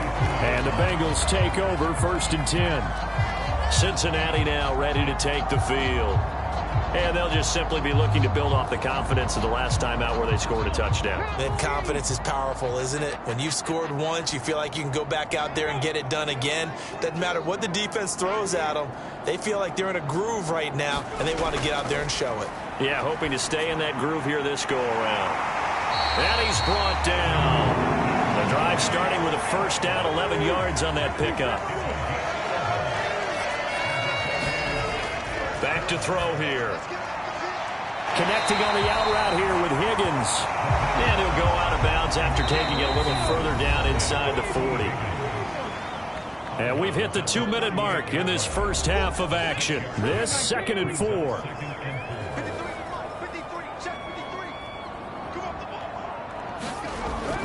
He'll look to throw. And that one complete once again to Higgins. And down to the 20 he'll go before heading out of bounds. Back-to-back receptions for him, and it's another 1st down. A little football 101 there. You just see the receiver trying to run down the defender, meaning he goes right at him and really trying to move him a little bit towards the center of the field so he can put his foot in the ground and break to the out, to the sideline, and make a catch.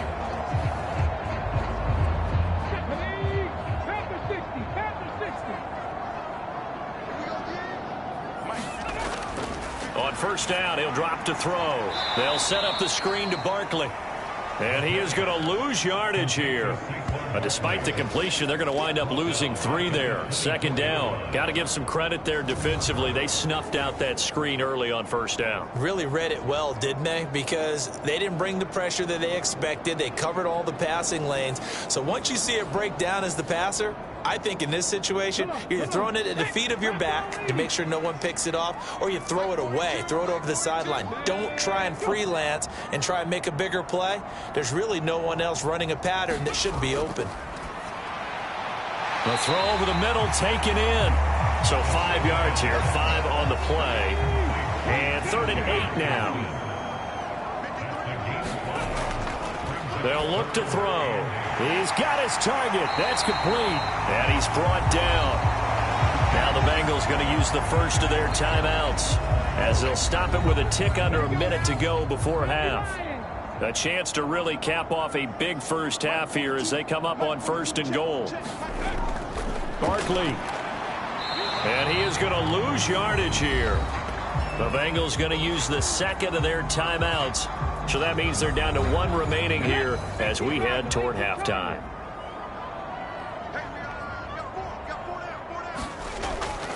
Another try for Barkley. And another negative play there as they stop him again. It's a loss of 2, now 3rd down.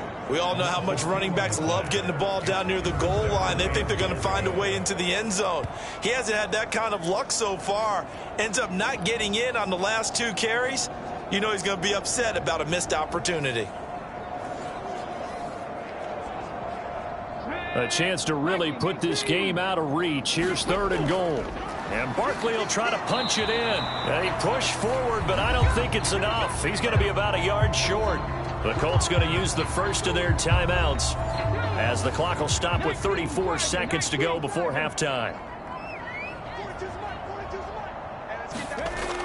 Now back to throw. He's got it. Touchdown, Bengals. Davante Adams, his 5th touchdown now on the year. And the Bengals are able to add on to their first half lead. I'll let you do the analysis, partner, but with every touchdown pass his young quarterback throws and with the success that his team has had, I just continue to be more and more impressed. Let's both do the analysis. Impressed. Aren't we both? Yeah. I mean, and why shouldn't we be? We've seen him improve throughout the year. We've seen him settle in now, and you can see the confidence of the team has grown. His confidence has grown. I think that everyone around this guy feels good about what they've seen, and it's also safe for him when he's driving home to turn on Sports Talk Radio. He's okay.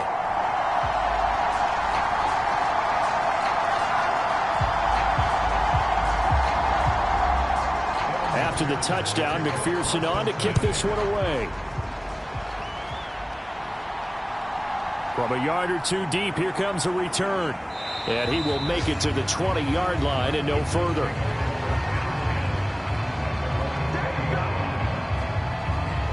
The Colts about to go on offense one final time in this first half. And with time quickly fading here in the second quarter, not sure how aggressively, offensively they want to play this. I think we'll find out just how much they trust their guys in this situation if they decide to take a shot. A quick throw there is incomplete. After the incompletion, here's 2nd and 10 from the 20. Now Tua. Now this taken in by Downs. 9 yards, not quite enough, and they'll be left now with 3rd and 1.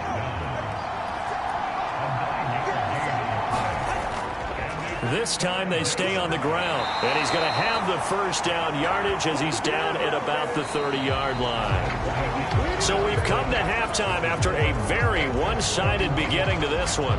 As we'll send you down to Orlando, and we check in with Jonathan Coachman for our EA Sports Halftime Report. Coach.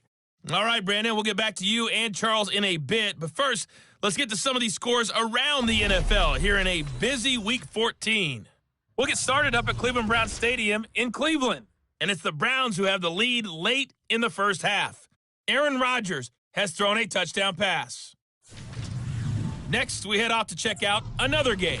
And you can see, currently they trail in that ball game. Miles Sanders, 2 touchdown runs on the afternoon. Lastly, let's get to Pittsburgh to check on the Steelers at home in Acrisure Stadium.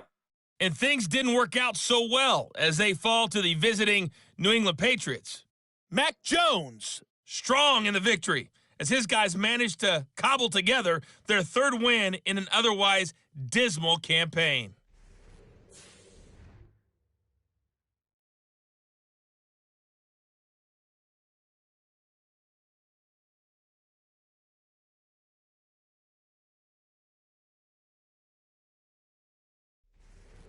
All right, Coach, thank you very much. As we welcome you back for quarter number 3. The Bengals set to receive. They have the lead and the football to begin quarter number 3.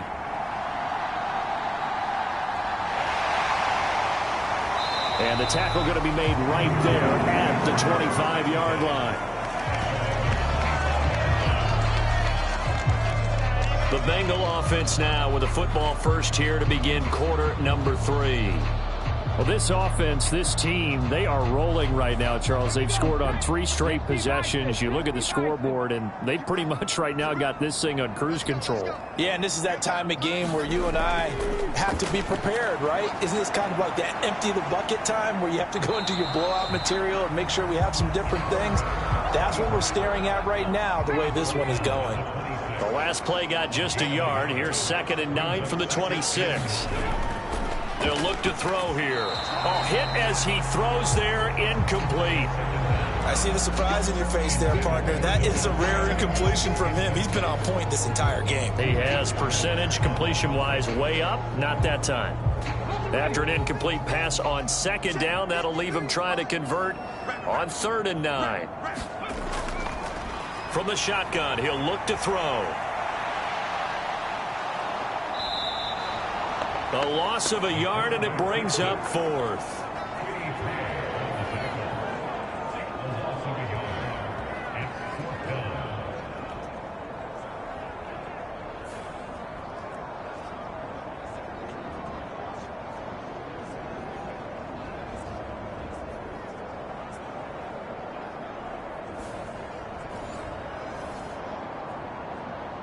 The Bengals bring out their punter now, as he'll come on to kick this one away.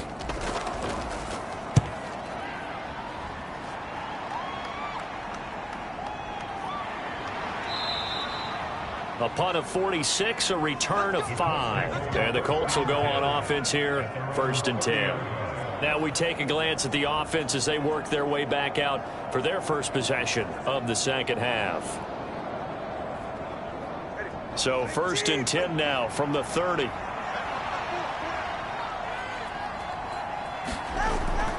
They'll run with Taylor to begin the drive. And he gets this to the 35. Good for a gain of 5. Ball on the 35. Here comes 2nd and 5. Here's Tua. And he drops it incomplete. And their struggles continue here. This offense in desperate need of a conversion as they come up on 3rd down. Tua going to throw. And that is incomplete. Now here's Rigoberto Sanchez as he'll punt it away for the 4th time today. He's averaging just under 50 yards a punt as he gets this away. And he'll get this up past the 25 before he's out of bounds. A 39-yard punt, a return of 5, and out will come the offense as they take over. Now the Cincinnati offense ready to see what they can do here. No points last time out. They were forced to punt, if you remember, but no time to dwell on that. They've still got the lead here and a chance to add to that here. 1st and 10 as this new drive starts. And that is going to be incomplete as he led him a bit too much. He'll try again with the arm here on 2nd down. And to the 36-yard line, taken down there after getting 8 yards. 2 yards still to go. 3rd down now. They'll try to run for it with Barkley. And brought down, but not before reaching the 45-yard line. 10 yards there on a Bengal first. So far this season, this is an offense that's proved its ability to move the football. I mean, they're in the top 5 in the NFL and picking up 1st downs, and they get the conversion here. And I think a lot of that is due to how they win on 1st and 2nd down, because that leaves them 3rd and short, 3rd and manageable. A lot easier to pick them up then, isn't it?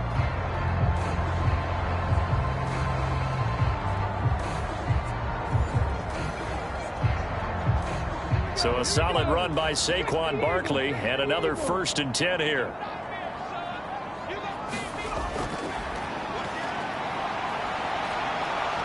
And he can't get rid of it. He's taken down. DeForest Buckner, the defensive tackle, getting in there for a loss of 5. Like how they've started the 3rd quarter here. They force a punt on the 1st drive, and after this sack, it looks like they'll be forcing another one as well. Absolutely. Maybe got their 2nd win coming out of the locker room.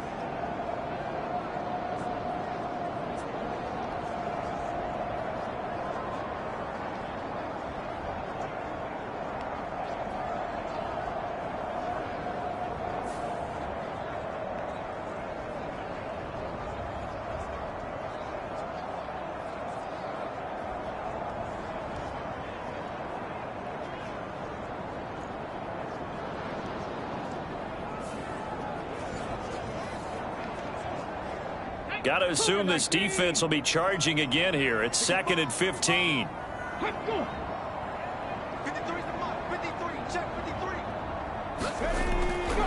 Now they'll throw here out of the gun. He hits Adams, complete. And they'll get him to the ground. He has another first down at the Colts' 41-yard line. A gain of 18 and a new set of downs. And while we may be looking at the scoreboard, this offense certainly is not, because they're showing no signs of backing down, even with a 3-score lead here in the third quarter. I think they keep taking their shots. They've seen blown leads happen throughout this league. They don't want to fall victim to it themselves. So 1st and 10, and if they score on this drive, might have to start digging in our second-half blowout material. And he can't find anywhere to go with it, and he goes down. Samson Abuka able to get in there for his 2nd sack of the afternoon. And that's his 2nd sack in this one. And you just can't ask a defensive end or an edge rusher to play any better than what we're seeing right now. And, partner, it's still just the third quarter. I'm thinking he's not done yet. Even if he's not getting the sack, he's bringing a lot of pressure to the pocket. Now a 2nd and 10.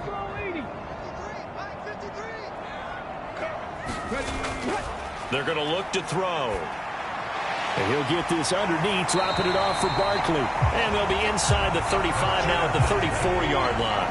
They're trying to keep the drive going. This will be play number 8. It's 3rd and 2. They'll try and run for it. Here's Johnson. And he's got the first as they'll bring him down at the 28-yard line. Able to get what they need to keep the drive going with a 6-yard pickup on 3rd down. Looks to me like maybe there's a little attrition setting in with this drive, because when you see that type of a run, I get the feeling the defense getting a little bit tired. And that's the last thing they need, especially when they look up at the scoreboard.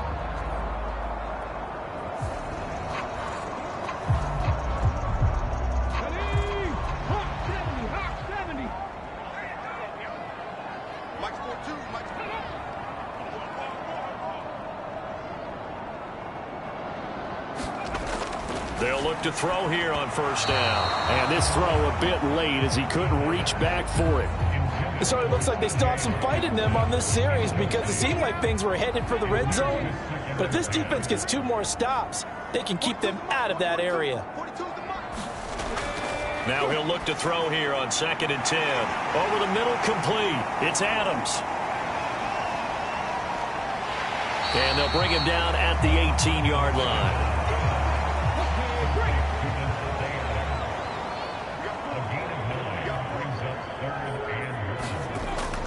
They go back to the ground now with Barkley. And he picks up the 1st down yardage as he takes it down to the 16.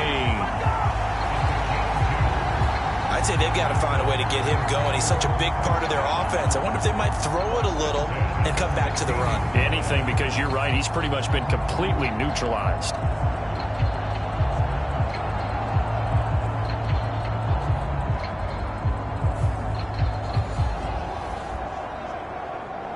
So the ball down to the 16 here for 1st and 10.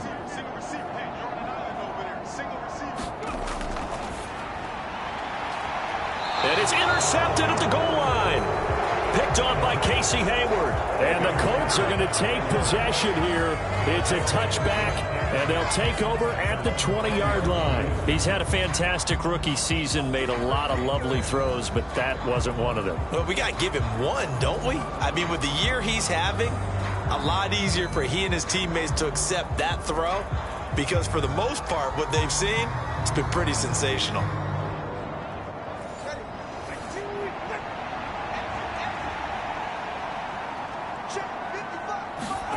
After the turnover, it's Tua. He finds Taylor, complete. And he's got it past the 30 before he's hit and dropped. A gain of 11 to kick off the drive, and it's a quick 1st down.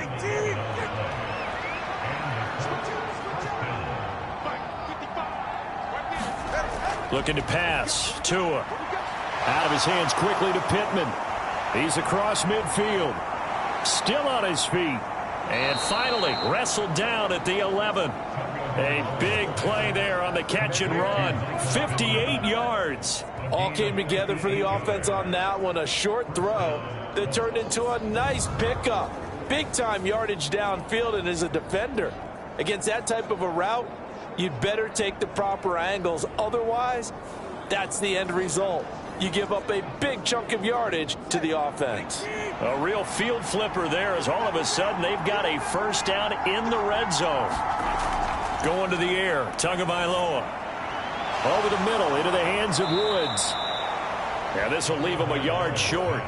Nice pickup of 9 yards on first down. 2nd and 1 from the 2.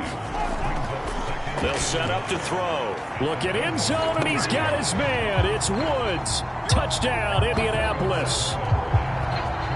2 yards on the touchdown there. And the Colts are able to cut into that deficit. There was no going through the progressions on that touchdown pass. Yeah, nor was it necessary. His receiver won that route early, presented himself. No reason to wait. Go ahead and put it on him and score a touchdown.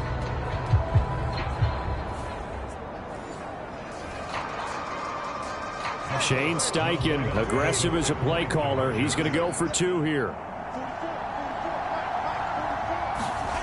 The 2 are going to try and throw for it. And this one incomplete. So they went for the 2. They don't get it. Tough there. Good pass. Hit the hands. He just couldn't bring it in. And every receiver's coach everywhere. Seeing that play, focus, focus, focus. Watch it all the way in and tuck it away.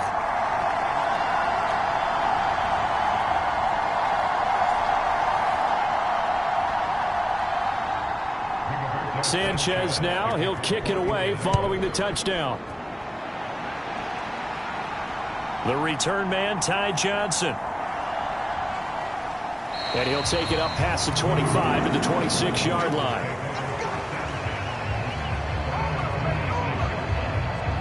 Cincinnati now ready to take the field. A big mistake last time they were on the field, tossing that interception inside the red zone and really taking away what had been a pretty successful drive up to that point. Yeah, and I don't think there's any question about it. As they head out on the field for this drive, that whole offensive unit is just thinking redemption. You know, they moved it really well, didn't pay it off. This time, they want to make sure that ball ends up in the end zone, and they're the ones possessing it. And that is incomplete. Oh, the coverage a little too good there, and it's 2nd down.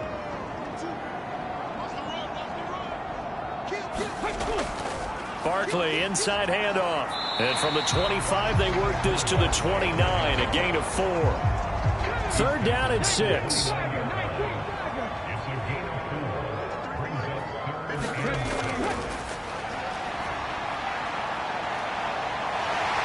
And he'll protect himself at the end here as he winds up getting pretty decent yardage.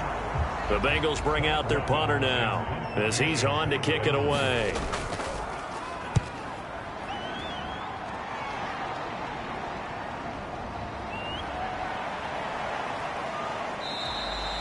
.45 yards, that's what the punt goes for. 5 on the return. And it will be 1st and 10 as they take over. Tua Tagovailoa in the offense heading back out. And he had the touchdown on the last drive, also 4 for 4. Very, very effective. What does he need to do to translate that forward into this drive? Not think that what he saw in coverages last time is exactly what he's going to get again. He's got to play ahead and start thinking to himself, okay, we just did that. What are they going to take away now? What do we go to as a counter? And continue to encourage his offensive line to continue to give him time. They were really good on the last drive. A short throw pulled in by Woods.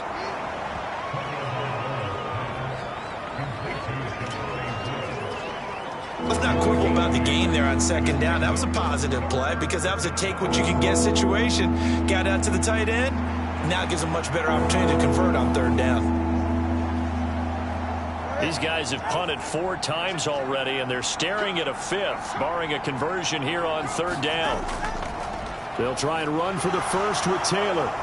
And he's able to get out to the 32, brought down there. They only get 2 there, but on 3rd and 1, that's all they needed to keep the drive alive. He continues to struggle to find a crease to break off a big one and might need to just put that aside and just try and ram his way forward and get what he can.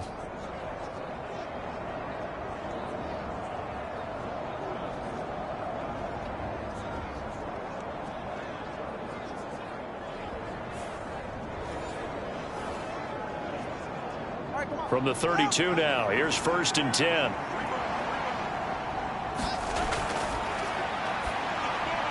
Now Now this one complete on the slant route.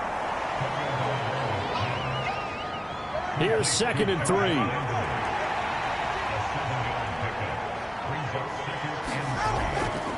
Running straight ahead, Taylor. It's a pretty strong running there as he'll take this across the 50 and down to the 44.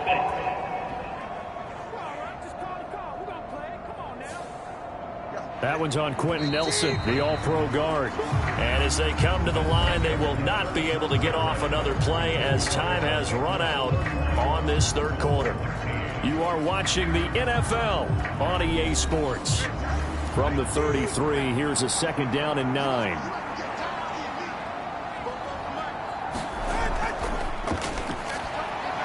Meanwhile, the throw here is complete. And able to get this one across the 45 before he's brought down. A couple of first downs on the drive already, as they'll go from the 47 now on first down. Meanwhile, Tua's throw pulled in by Woods. Give him a gain of 5 on the completion, and it'll be 2nd down. Back to throw again. Fighting through pressure. And a big loss here as he's taken down.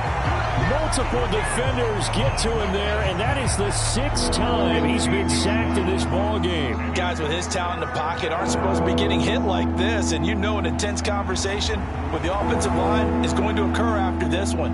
Might not be from him, but the offensive line coach will have plenty to say about this game.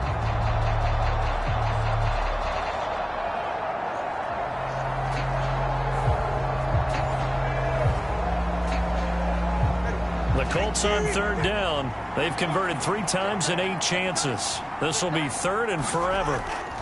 On the draw is Taylor. And he maybe makes it back to the line of scrimmage. That's it. Call it no gain there, and it leads to a 4th down. And the trend continues here in the 4th like it was in the 1st, 2nd, and 3rd. He's had nowhere to run. And you're probably thinking to yourself, why do they keep feeding him the football? Well, they trust him first and foremost. They do believe that over time he might actually pop one of these runs. But bottom line is he takes care of the ball well for them, so they'll keep handing it to him. 4th down, 4th quarter. Here's Tua. And it's incomplete. They cannot convert, and they turn it over. The Colts unable to convert here on 4th down. And the Bengals are going to get it back in terrific field position. Well, at this stage of the game in the second half, down 3 scores, I guess they felt like they needed to push. And let's face it, with this deficit, if they give up another score here after they didn't get it, does it really matter? Right. It really doesn't. They had to go and try and make something happen if they had any chance of winning this game. A 1st down carry for Barkley. And he's going to take this ahead for right around 3 yards, but no more than that. 2nd down.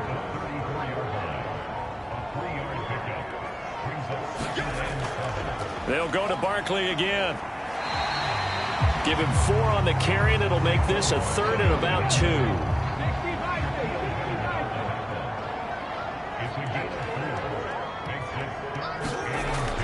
He'll drop to throw. Work in the middle of the field, and he's got a man complete. And he is going to have a Bengals 1st down as they're able to get the 3rd down conversion. And Brandon, from our time in college football, where receivers weren't running the traditional NFL route tree, one thing they did learn, find open areas, find soft spots, and set up and catch the ball. And I think we just saw that there. Yeah, we saw that indeed, picking up the 1st. So signs of life in what's been a dormant offense in this second half. Here's 1st and 10.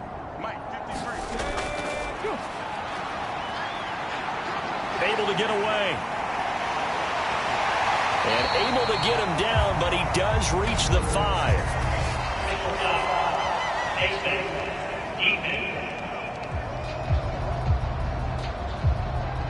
Well, trailing here in the 4th quarter, and that personal foul, that only adds to the hole that they're currently standing in. Yeah, absolutely a bad job of just losing your cool and letting your anger take over. Mistakes like that, not going to help you at this stage of the game. After the hammering for the goal line, he loses the football. And the Colts pick it up. And they get the football, but not much on the return here as he stopped at the 7-yard line. Partner, you know how often we hear about the red zone, right? From the 20-yard line going in, that scoring zone, getting points on the board. A lot of teams call from the 10-yard line in the green zone. That's your money zone. He fumbles the ball inside the money zone. You have one job, take care of the ball. That didn't happen.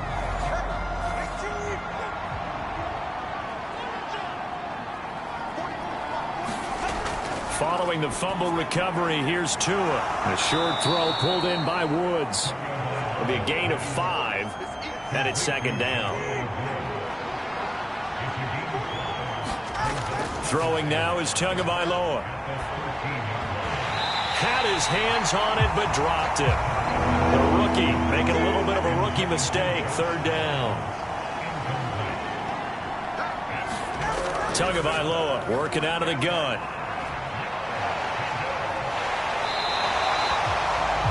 DJ Reader able to get him down for a loss of 11, and it brings up 4th down.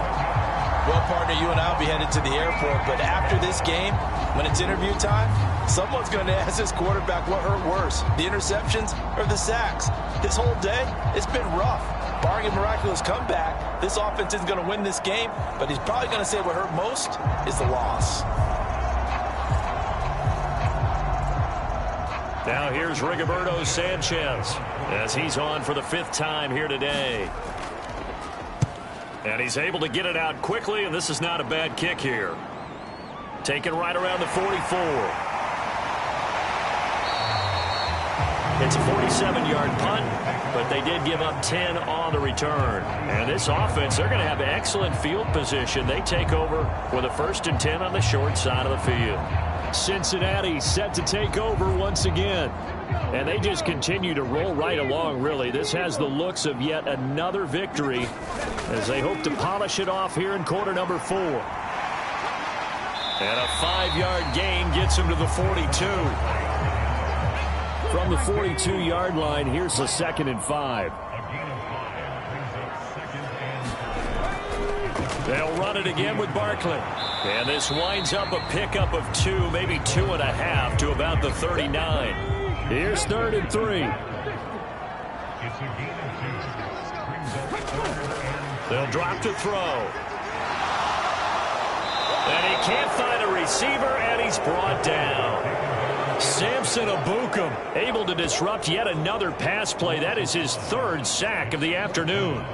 I don't know what else can be said about this pass rush. They have been sensational, CD. That is now 6 sacks for them. And how many times do we talk to offensive coordinators and they say a sack is a result of everyone on offense not doing their job? But let's be honest about this one. This is the offensive line unable to counter the pass rush. They've been teeing off all game long. The Bengals bring out their punter now as he's on here to punt it away. And this is away, and I don't think Landry will get a chance to return here. Here comes the Indianapolis offense now as they get set to take over. Well, we said it at halftime that they would need a nearly perfect second half to erase that deficit that they were facing, CD. But unfortunately, the second half has pretty much been a carbon copy of the first. Yeah, that early lead was almost insurmountable the way their opponent was playing. And, partner, they do have some good news, though. This one is getting close to being over, and they can try and hit the reset button starting tomorrow. And he'll be out of bounds across the 30-yard line. Here's a 2nd and 3 now from the 33. Tua sets up to pass it. A short throw pulled in by Woods. And now for him on the season, that is his 80th catch, and the result is a 1st down. Back to throw. And the pressure gets there, and Tua's going to be taken down. Max Crosby getting him once again his 3rd sack of the afternoon. We all know he's one of the better quarterbacks in the league, but definitely not today. His team trailing by multiple touchdowns and a late sack, just a parting gift from the defense for him to take back to the locker room with him.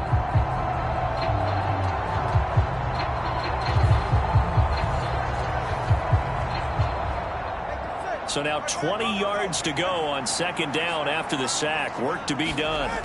From the gun, it's Tua.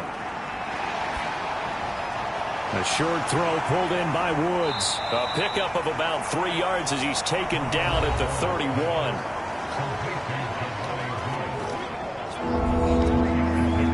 So a tough situation to overcome here. 3rd and 17. Now a shotgun snap as they'll look to throw. This pass left side to Downs. And he gets this up across the 35 before he's out of bounds.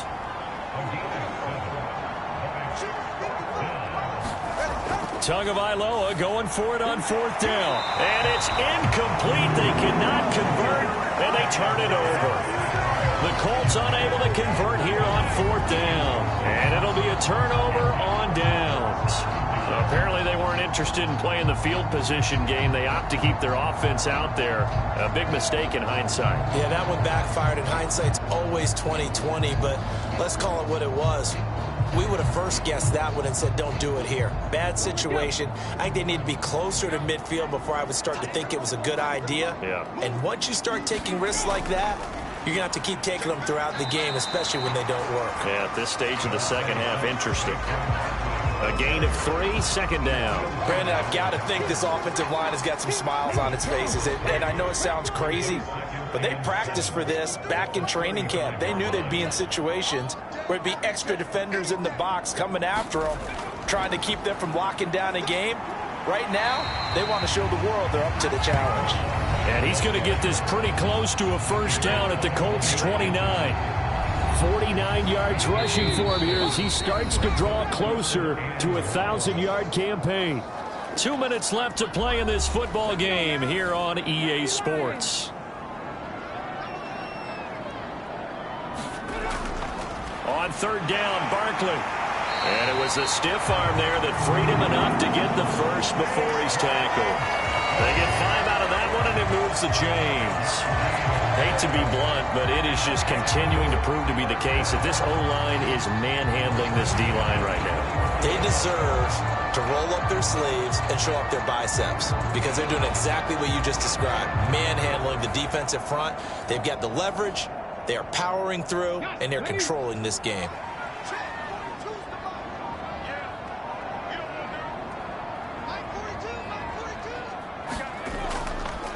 Again, it's Barkley.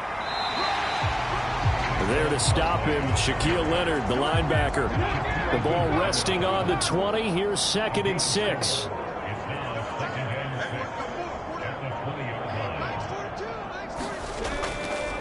Up the middle with Barkley. 3 yards is half of what they needed. Now can they get the other 3 here on 3rd down?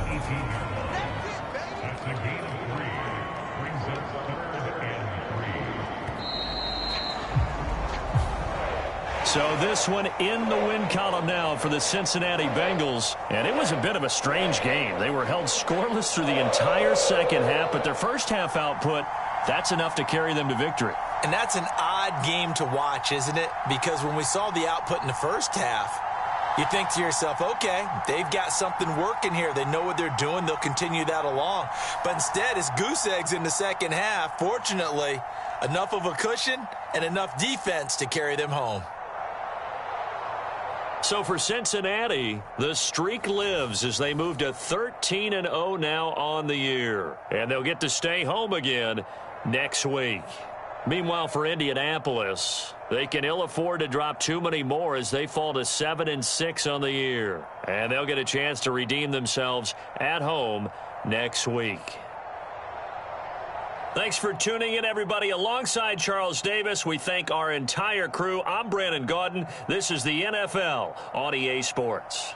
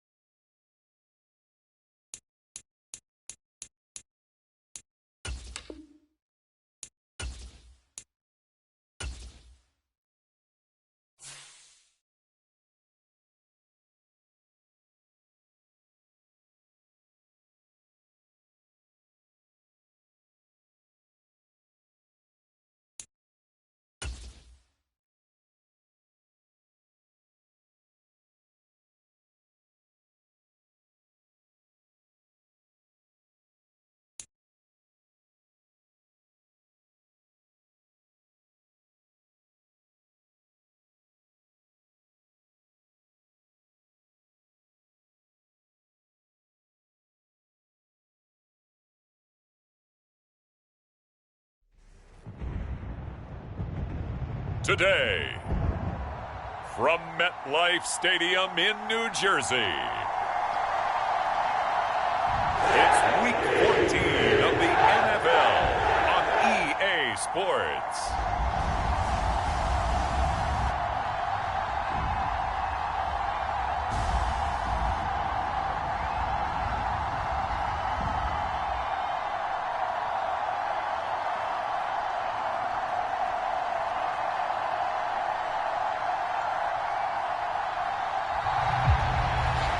It's the New York Jets.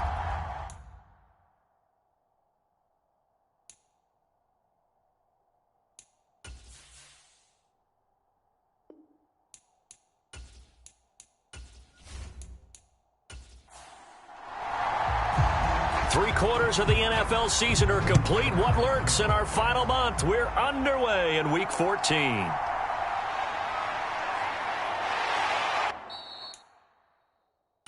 And they'll get him down inside the 30 at the 27.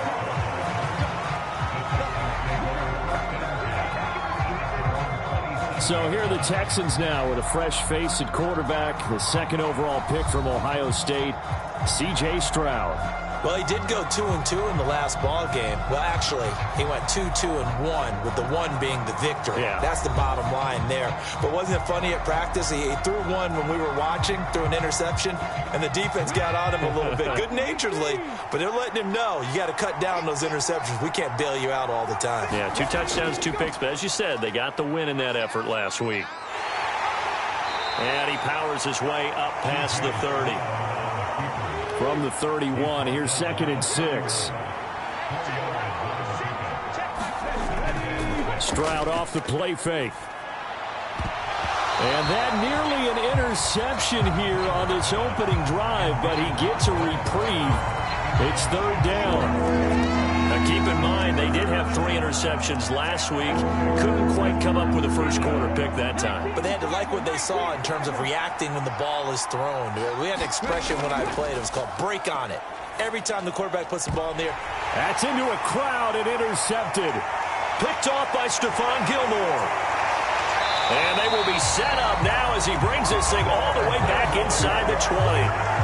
Part of why they came to this week with a winning record is that they feed off of mistakes like this, and now it's a prime opportunity. Just moments in the game to get a short field touchdown off of their big defensive play. Now on the other side, they were already the underdog in this one. They just made their uphill battle just a little bit tougher.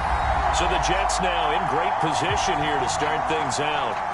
They'll be led out by the man from the University of Washington. This is Jacob Eason. A bit of a winding road to the NFL for Jacob Eason, included being only the 5th true freshman starter in Georgia Bulldogs history before finishing at the University of Washington. Plenty of potential with 6'6" height and a big arm to air it out well downfield.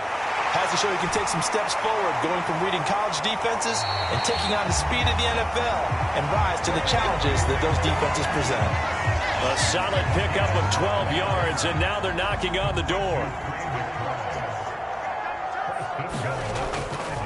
They'll run with Hall. And the hole closes quickly here. He can fight only to about the 4. 2nd and goal from inside the 5.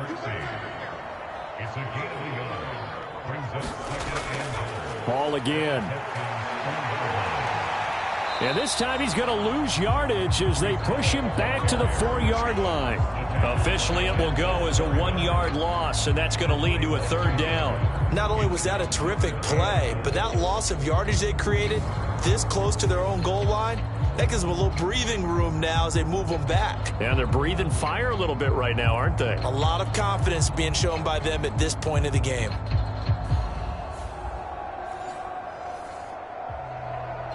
Now, they'd really like to make the short field pay off. We'll see if they can, but this is 3rd and goal. Now Eason. And he's in. Touchdown, Jets. Jacob Eason taking it in from 4 yards out. And the Jets use the early turnover to get on the board first here in this one. They were looking to pass the ball there, but they forgot to account for the man with the football. Yeah, I can hear people right now saying, well, why don't you have a spy in your defense, someone who will dance with him and go where he goes? Well, oftentimes if you utilize a spy, you've taken away someone in coverage as well. And oftentimes, the spy, not as athletic as the guy he's trying to keep up with, so he gets defeated anyway. And he turns 3rd and goal into a touchdown. Extra point by Koo, up and good. And that makes the score 7-0.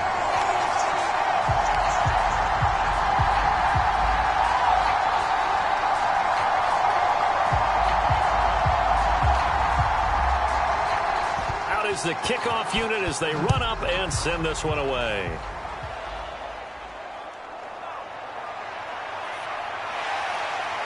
And a decent return out to the 27-yard line.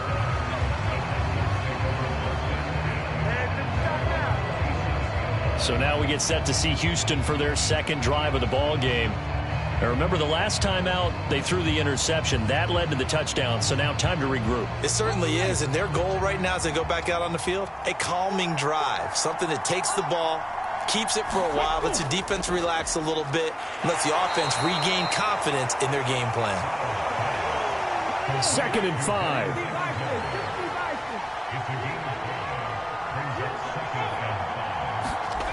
Stroud out of the gun here.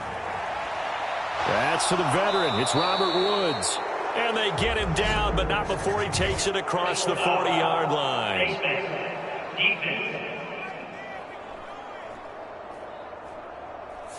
Yeah, we saw that from up here, CD. A tug on the face mask, and the flag comes out. And we saw that last week they had some defensive miscues like that. And they told us that they had worked hard on it in practice and thought they had it all cleaned up. But obviously the message hasn't really sunk in. 1st and 10, it's Stroud. Open man is Noah Brown. And he's going to get this inside the 30. Back-to-back good plays have him on the move on 1st down. Woods, the receiver, in motion left. First run of the game here for Dameon Pierce. And he'll go down right on the edge of the red zone following a pickup of about 7 or 8. The numbers for Pierce last week, 20 carries, 108 yards. And the way they ran the ball last week has to bring a smile to the faces of the entire coaching staff, because not only are they seeing a back pile up yardage, but they're seeing an offensive line in sync, and that bodes well this late in the season. Stroud. A short one going to be taken in here by Schultz, so nothing doing there. And this will wind up being a 3rd and 3. Pierce will try to pick it up. And he's going to be a yard short. A 2-yard pickup leads to 4th and 1. Nice job there on the tackle. Keep him to the short gain. And, of course, he got some good news this week. He was named AFC Defensive Player of the Week from last week's effort. And part of the reason he got that award, because of plays like that. Not every play is spectacular. Not every play is for a loss. Make the plays that are in front of you, keep it to short gains, and you pile up statistics.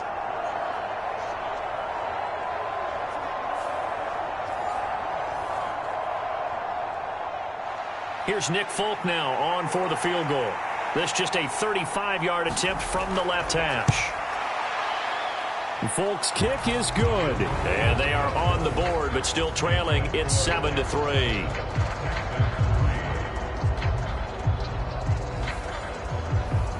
So it was 4th and 1 down in the red zone, but they elect to take just the 3. And I'm a little surprised that that's how they decided to play it, that they didn't go for it there. But sometimes just take those 3 points and put them in your pocket. I just have one question for you, partner. Okay. Hip pocket or back pocket? A solid return, pretty good field position. They'll start at the 32.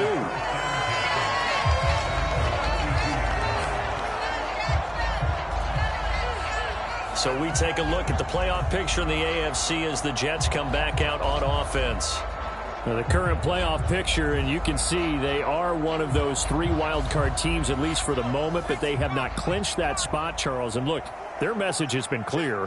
We're keeping our foot on the gas to the very end. And how about the theater and the drama that's involved, partner? The best part, we've got a front row seat to it all. And I think this is obviously the ultimate goal when they added a 7th seed to the playoffs back in 2020. More drama, more teams in it late in the season, and more importance on games like this. Taking a look at Hall's numbers from a week ago. 19 carries, 76 yards. After the last game, they have plenty of reason to be confident in their running game. And even though they're facing a top 10 defense, they're not going to shy away from doing what they do best. Make them adjust to them. Make them stop what they do before they go to any type of a change-up.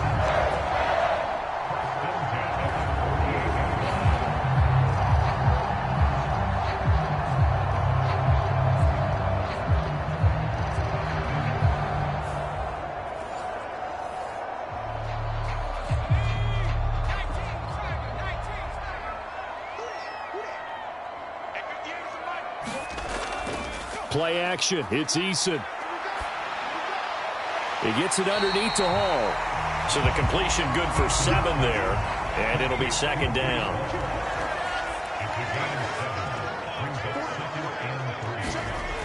On second down, a run with Hall.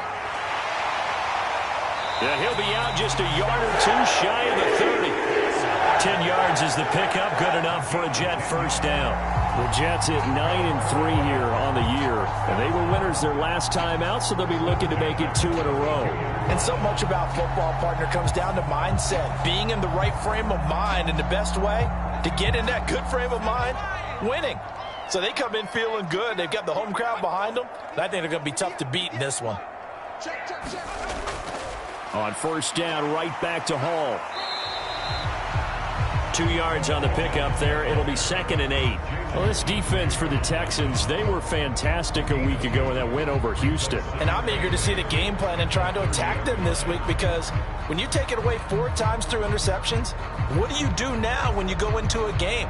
Do you decide you can't throw the ball? Do you try and run it more? Or do you tell your quarterback, make sure you see your guys open before you deliver?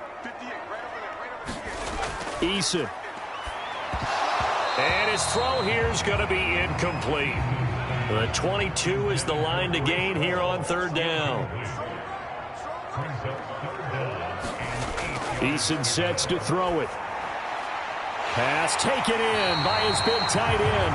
And he's going to be taken down with another first down as the stop's made at the Texans' 14. The Jet passing game in rhythm. They've got another first. When this offense can get their tight ends involved, they can move the football. Here, a nice route, able to look it in, and picks up the first down.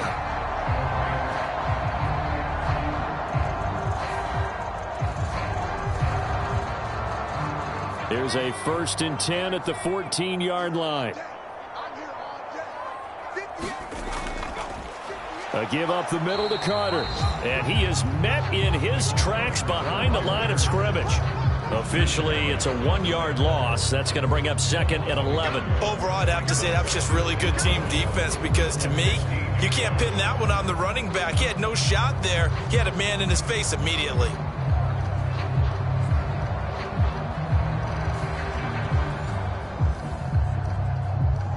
Maybe just a slight detour on what's been a strong drive. Here's 2nd and 11.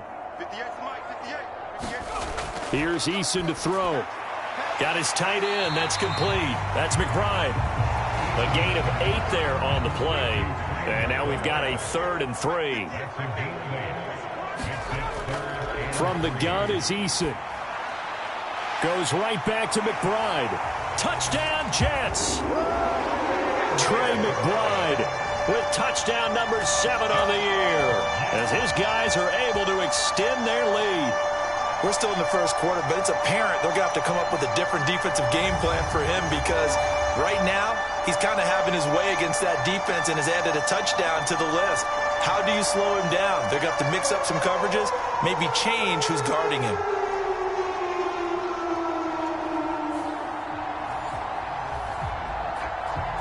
Now Younghoe Koo for the extra point.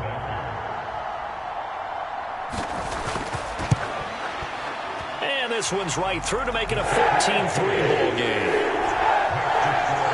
So that one a pretty time-consuming 10-play drive. And it was capped off by a touchdown reception from Trey McBride. The Jets kick team out now to boot this one away. Here comes Darius Phillips out of the end zone. And ultimately cannot get this out to the 25-yard line as he's dropped at the 23. Houston set to take over. And after the field goal last time, let's see what they can get here. At least they got points out of the last drive, Charles. I never met an offensive coach that didn't want to drive to end with a kick. Most of them wanted to end with a PAT, right? In this case, a field goal, they'll take it. Way better than the alternative, which is a punt. Yeah, but you met fan bases that wanted that, that weren't happy with that field goal. I haven't met a fan base yet that wants to drive to end with a kick, other than the extra point. That's it. A shotgun snap to Stroud. Caught left side. Here's Dell. And from the 25, they work this to the 29, a gain of 4. 3rd and 4. Play action. Here's Stroud. Taking a shot for Dell here. And that will be incomplete. Well, they weren't scared to let it fly, but it falls to the ground and brings up 4th down. On is the punter, Johnston, now as he sends this one away. A nice little juke. There'll be 37 yards there on the punt. And the Jets will take over 1st and 10. The New York set to take the field.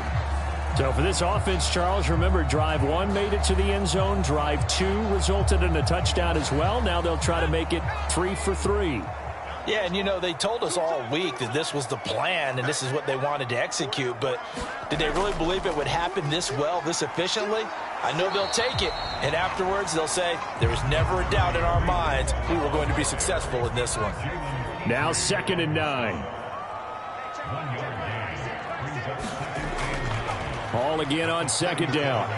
And this winds up a gain of 4 to the 41. Take a look at the defense for these Texans. This unit against the pass, hoping to get better for sure. Number 25 in the NFL right now. And I think you're going to see some changes in the offseason, whether it's through the draft, free agency, maybe even both. They definitely need some help in the secondary. Now a 3rd and 6. Throwing is Eason. And that will be incomplete. On 4th down, A.J. Cole comes on to punt. He was called on 3 times in the win last week as his first one here's away. And a nice job here on special teams. This will be down inside the 10 at the 8-yard line. I absolutely love the flexibility of these punters. Their leg drive, able to get it way up in the air, and that allows their punt team to get down there and down it inside the 10 because they've had some time. Houston's offense already at the line, set to get going. Well, they're going to have to go at least 50, 60 yards here if they want to ensure that they don't have to punt the ball like they did last time. Yeah, so what you're saying is we're not playing to just get out of the shadow of your own goal line, right? You're playing to make sure the punter doesn't see the field again. So it's not picking up a couple of first downs. You want to pick up 5 or 6 first downs and make sure you move the ball into their territory. Now a 2nd and 6.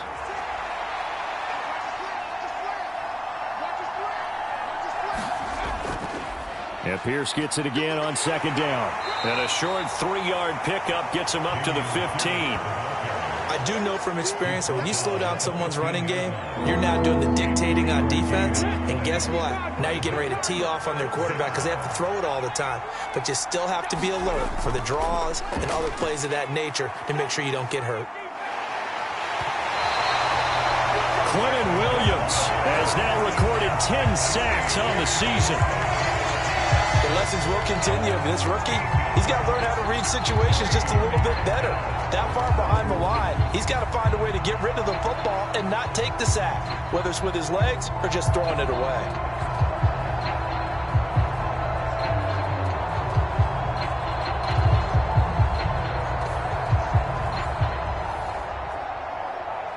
Here's Cameron Johnston now as the drive goes backwards, so he's on to punt it away.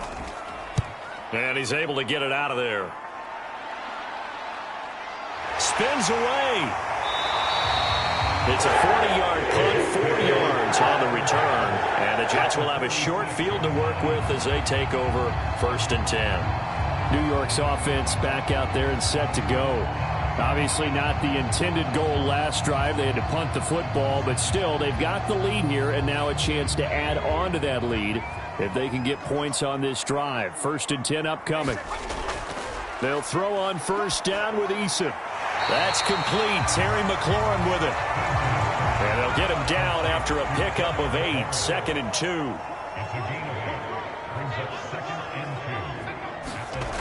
Eason going to throw it out of the shotgun. This one complete to Mecole Hardman. His first catch, good for 9 and a first down. This has to go down as one of the simpler routes in the playbook, but oh so effective. Nice completion there. Keeps the sticks moving. Back-to-back good plays have them on the move on first down. Looking to throw. Eason taking in left side. It's Wilson. Stopped at the 24-yard line after a gain of 5. From the 24 now, here's 2nd down and 5.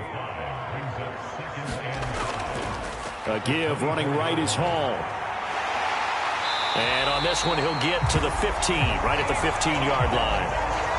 9 yards to pick up there, and it's a first down. I think they like this drive a little bit better there, partner. Running game helping out, picking up some of the slack. Because remember the last drive, they went 3 and out.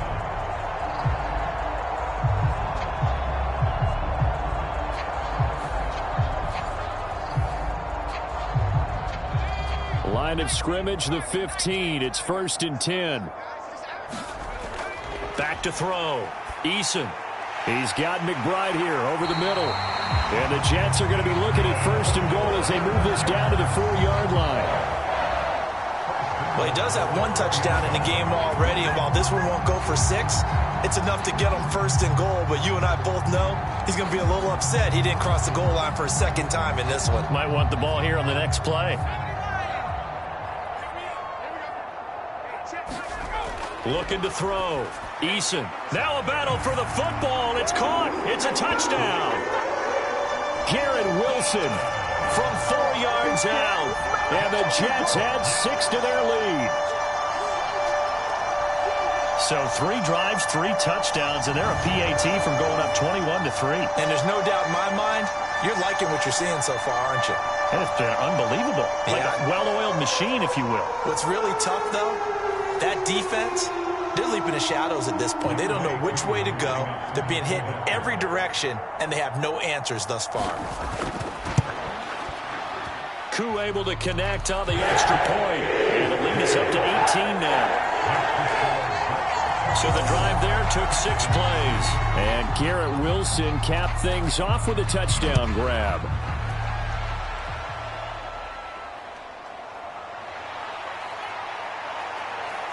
And he takes this near the 25. Just a little pass there. Call it the 26. Out comes the Houston offense as they get set to take over here. And this, let's face it, an important drive if they're going to get back into this ballgame. Think about going into the locker room down 21-10 as opposed to 21-3. 21-10, a little more optimism, a little more bounce around the locker room, a little more discussion about how they're going to finish this thing off. 21-3, I think discouragement clouds that locker room. Yeah, and I think a touchdown much bigger than a field goal on this drive just to get into the end zone and get that momentum.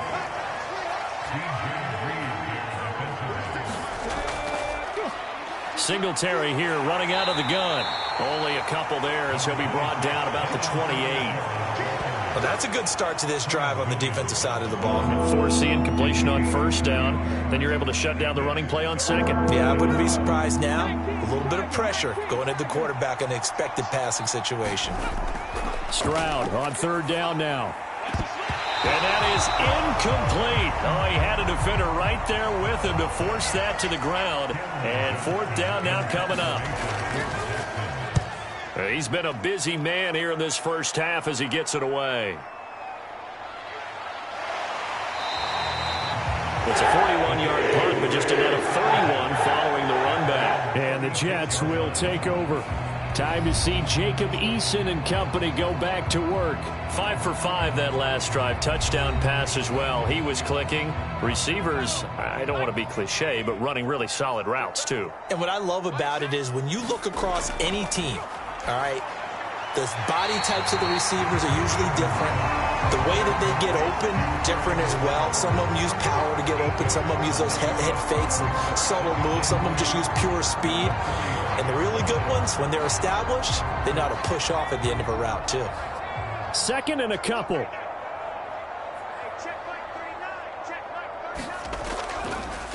Here's Eason off the play fake. And that's to Amon-Ra St. Brown. And he'll work it across midfield inside the 45. Back-to-back good plays have him on the move on first down. On 1st and 10, it's Hall. And down to the 41. Yeah, I don't know if it's exactly a win-win, but if you're on offense, you'll take that kind of a run, all right? It was kind of stacked up, found a little bit of yardage, and frankly, they're pretty close to staying on schedule on offense. The playbook is still open for the coordinator. Eason's throw into the hands of McLaurin. And he'll go out of bounds after taking it a little further down inside the 40. The Jets on 3rd down. They've been good, 3 for 4 thus far. This time it's 3rd and 3. Got his man complete over the middle. That's Hall. And the play goes nowhere. Losing yardage back near the 40 at the 39.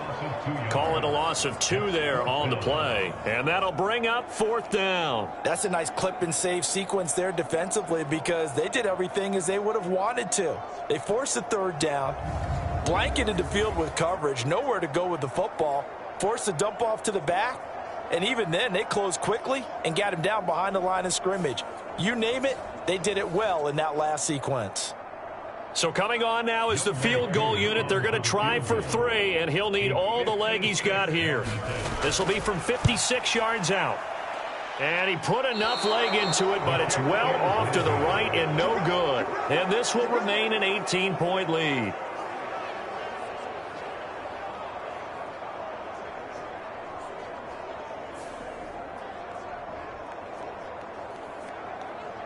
And now out comes Houston.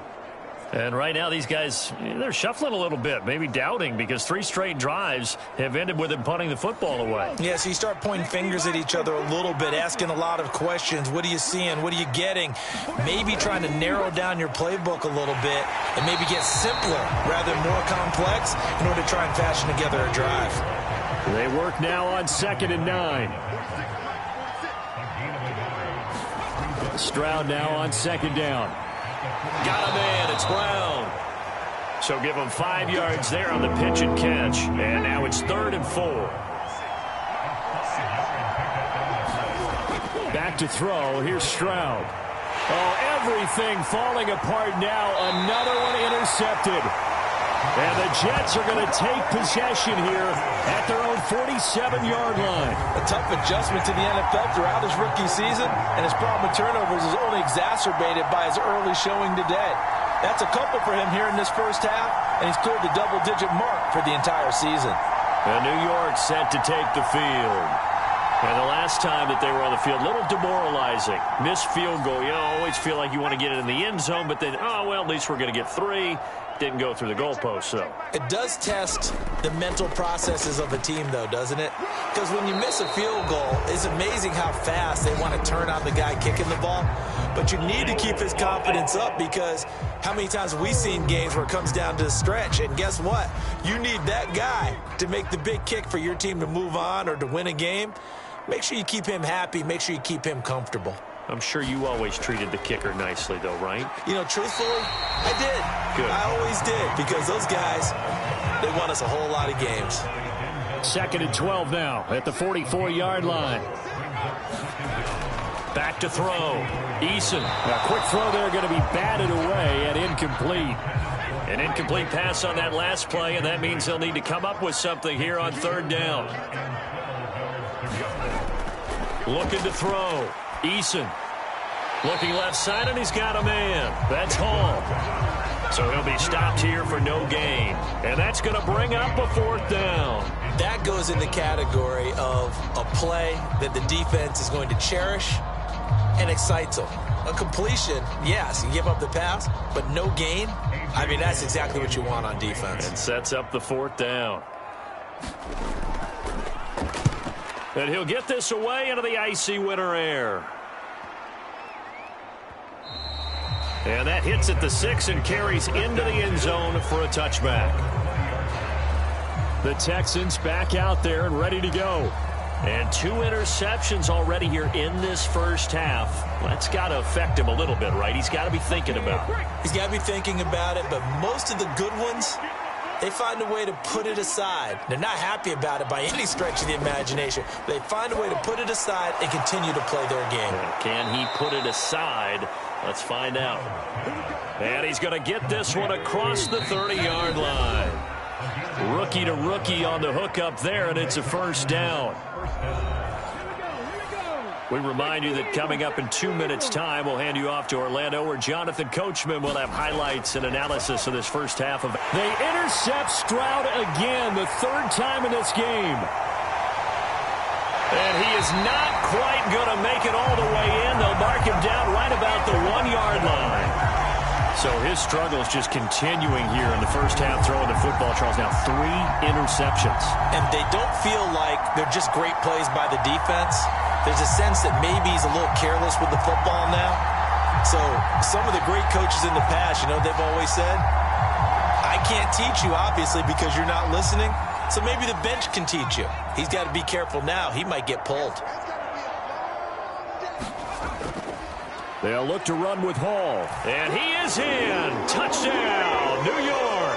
His 8th rushing touchdown, his 12th overall. And the Jets continue to pull away here in this first half. So they brought the extra bulk in down on the 1-yard line, and they're able to push this one across. Yeah, I can just see your face right now because I know we're mind melding on this one. Coach Madden would love this. Power football, hat on a hat, chest to chest, driving forward, touchdown.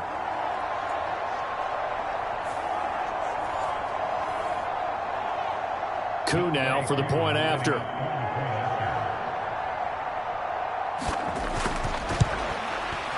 And they open the lead up now to 25 points.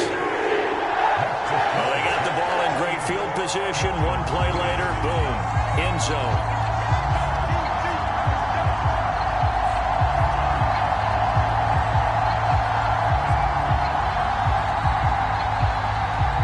The Jets kick team out now to boot this one away.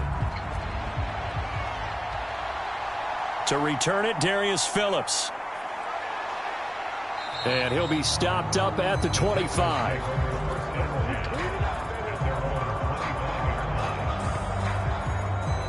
Houston's offense taking over again.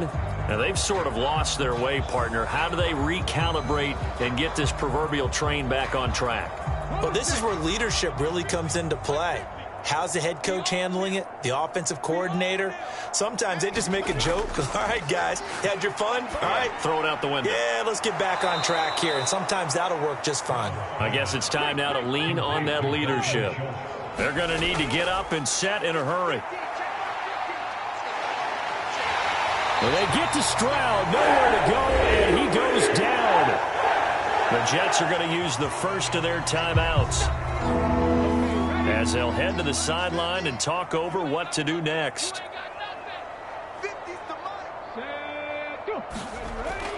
On third down, here's Pierce. And they'll get him down here at the 23. Now the Jets going to use the second of their 3 timeouts as they'll head to the sideline and talk over what to do next. On fourth down, out is the punter, Cameron Johnston, to boot it away. Shoves him aside. It's a 40-yard punt, 6 yards on the return. And they will take over first and 10. Breece Hall helped leading out this offense for another series. He's been good. His guys are winning. So far, the recipe working here in the second quarter.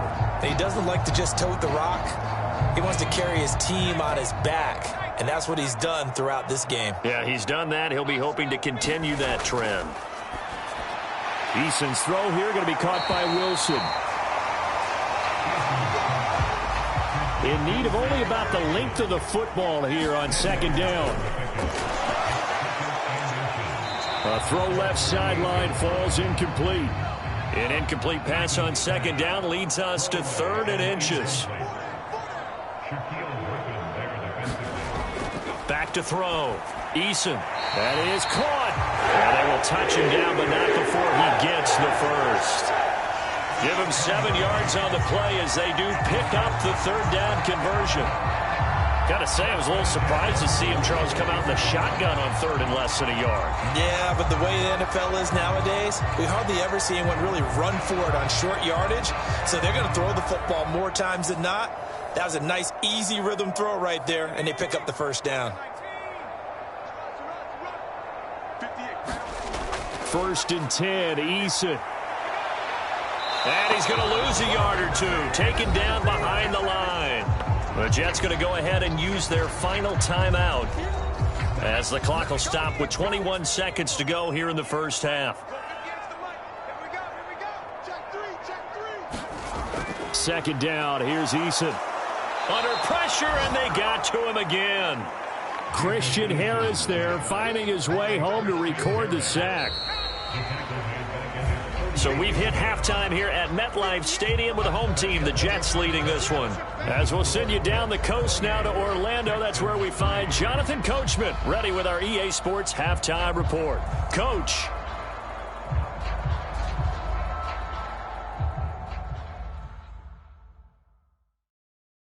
All right, Brandon, we'll get back to you and Charles in a bit. But first, let's get to some of these scores around the NFL here in a busy Week 14. We'll begin up in the Still City, Acrisure Stadium in Pittsburgh, where it was definitely a game with some intrigue, as you can see by the scoreline. Mac Jones, strong in the victory, as his guys managed to cobble together their third win in an otherwise dismal campaign.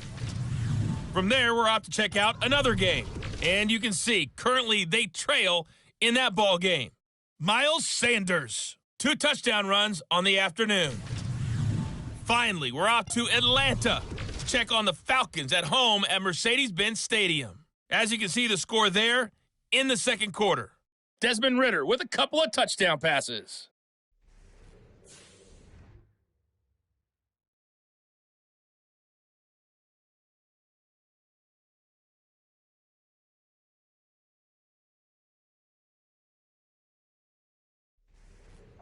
All right, Coach, thank you, and we welcome everyone back for quarter number 3. And the Jets set to receive this third quarter kickoff, and they have the lead as well as we are underway in the second half. Here's Mecole Hardman, unable to corral him. He fights through, and he brings us out past the 20 to the 24. And the Jets going to take over on offense to begin this third quarter. And as we take a look at the playoff picture, certainly still a lot of jostling to go in these final few weeks. For the moment, they would be a wild card team, far from locked up, but that's why this is exciting. These last few weeks, a lot to play for. So much to play for, and remember, 7 teams in each conference go to the playoffs instead of 6. And not to mention, remember when the league made that move a few seasons ago to put divisional games at the end of the year? So you get to week 16 and 17, you're playing for playoff spots, and you're playing divisional games. Couldn't be more exciting than that.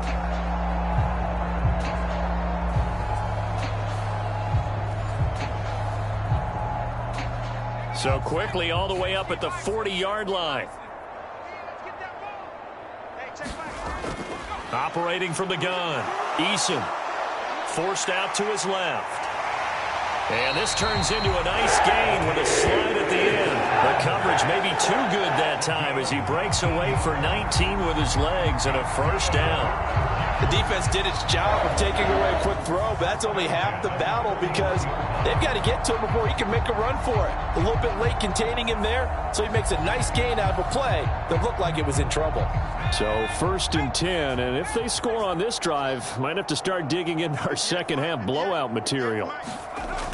Looking to throw. Eason, a short one here, caught by McBride.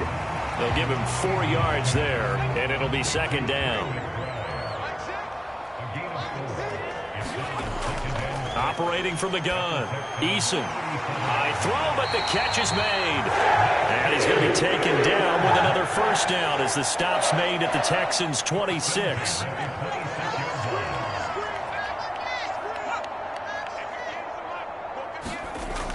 Operating from the gun, Eason looking for McLaurin, and he's got him. And the result here, a pickup of 8. Leaves him with 2 to go on second down.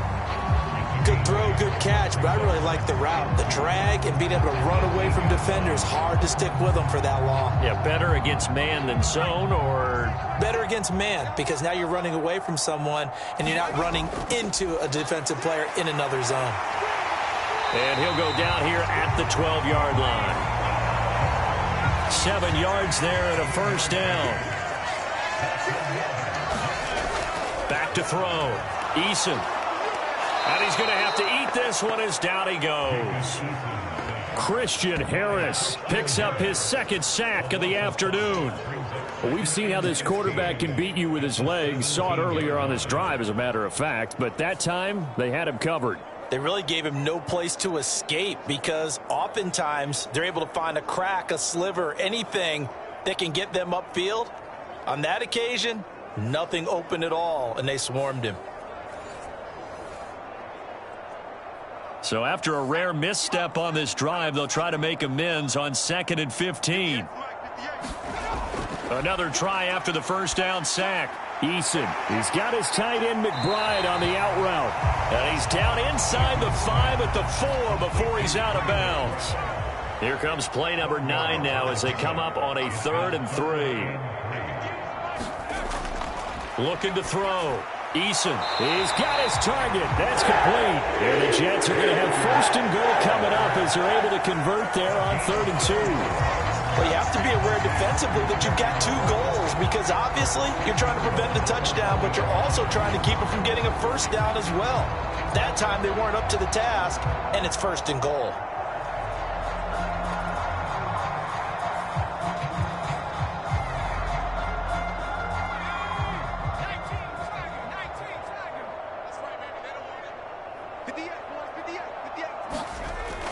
They'll let the fullback try and take him home. And he's going to take it in for a Jets touchdown. Nick Bawden, his 3rd rushing touchdown on the year. And the Jets take the opening kickoff of the 3rd quarter and drive right down the field to extend their lead. Well, on the other sideline right now, it's just absolute dejection. But, Charles, let's focus on the positive. With the lead that they built here, they've done pretty much everything to perfection in this ball game. They certainly have. Makes me think that their week of preparation was excellent. And they flowed into this game, and it carried over. And right now, I don't expect them to back off at all. They're playing so well, they just want to keep it going. Extra point by Koo, up and good. And the lead grows even larger here in the 3rd quarter.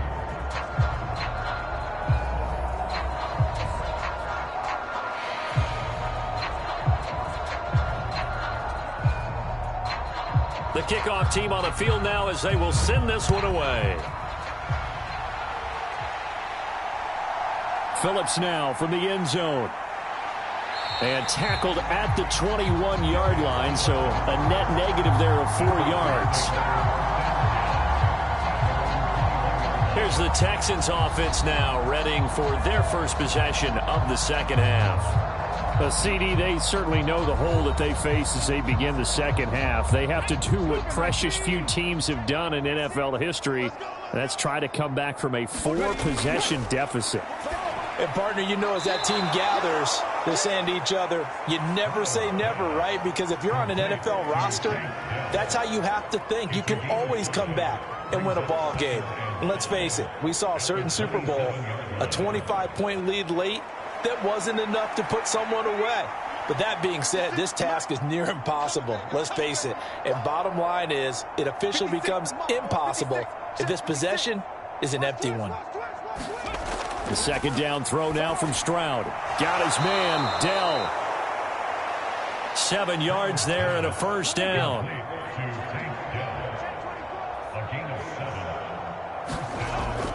First and 10, it's Pierce. And this will be a Texans first down as good running gets them to about the 44. Despite the score, despite the deficit, no quitting this guy. He's running angry, running through arm tackles. He wants to change what that scoreboard is saying.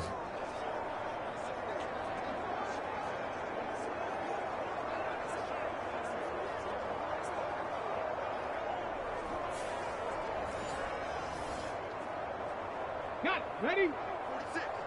And we heavy on the edges, heavy on the edges. They'll run on first down with Singletary. And he'll be taken down just shy of midfield. Now 2nd and 5.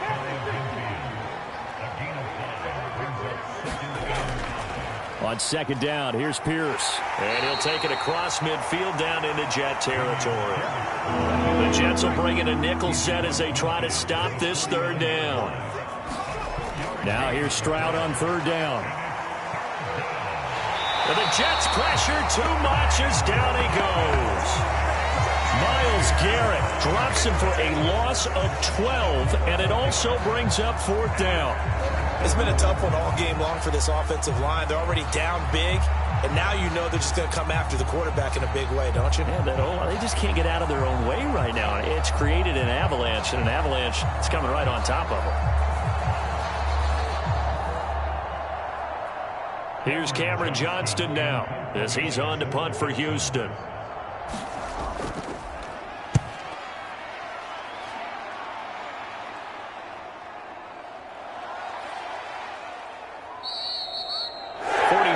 On the punt, return of 4, and it will be 1st and 10 as they take over. Another go-around now for the Jets offense. Well, certainly they'd rather have the scenario they had last time out, Charles. Remember, they had the short field. They took it in the end zone. Now this is going to have to be a longer, more sustained drive if they want to get points. Yeah, a little bit more of a quick strike opportunity last time by where they were on the field, and you're exactly right about that. But now, backed up a little bit. What's that old expression we love to use? Time to matriculate the ball down the field and try and do it again. Eason on 2nd down. They'll set up the screen for Hall. And he'll be taken down at the 20 after a gain of just 1. Good reactions there defensively. That screen was a little slow in developing, and they shut that one down with little gain.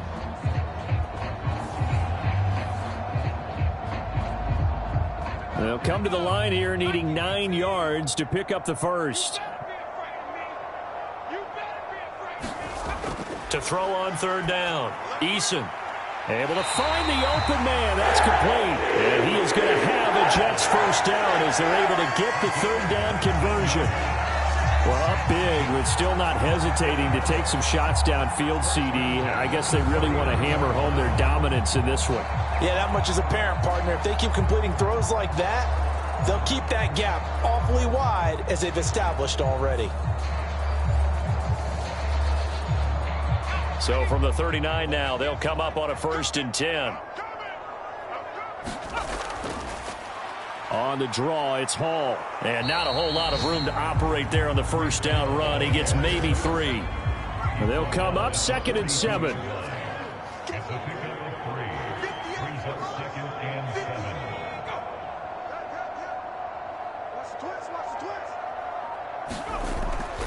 Back to throw. Eason into heavy traffic, and it's intercepted. And they'll take over inside the 45 at the 44-yard line. Well, to be blunt, not a whole lot has gone right for this defense in this ball game, but that's something right there. Still in the 3rd quarter, it would take something around miracle territory for a comeback, but maybe that's a start, Charles. It certainly is, and they're definitely showing that there's some fight still left in them. Hasn't been a banner day, but they're trying their best to put that disappointment behind them and find ways to make plays. Stroud to the air on 1st and 10. That's complete to Dell. This will be stopped about 2 yards shy of the marker. 8-yard gain, 2nd and 2. Pierce takes it straight ahead. And this won't be enough to pick up the first. A gain of 2, 3rd and 1.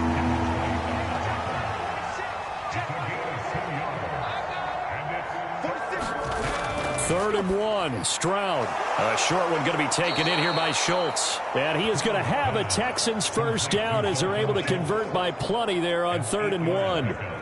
But with the score where it is, you're not thinking field goals right now. You need touchdowns. So that was a much-needed conversion there on 3rd down.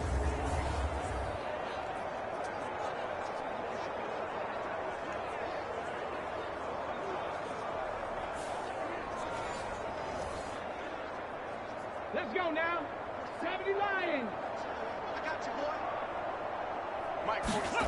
They'll throw it with Stroud here, 1st and 10. And a quick throw here, that's complete. Just a gain of a couple there, and that'll make it 2nd down. And they're not going to get to the line to run another play, so we will switch ends as the 3rd quarter has come to a close. You're watching the NFL on EA Sports. This is 2nd and 8. Stroud to throw it. That'll be caught left side by Woods. 2nd catch for him today, and it'll wind up a 1st down.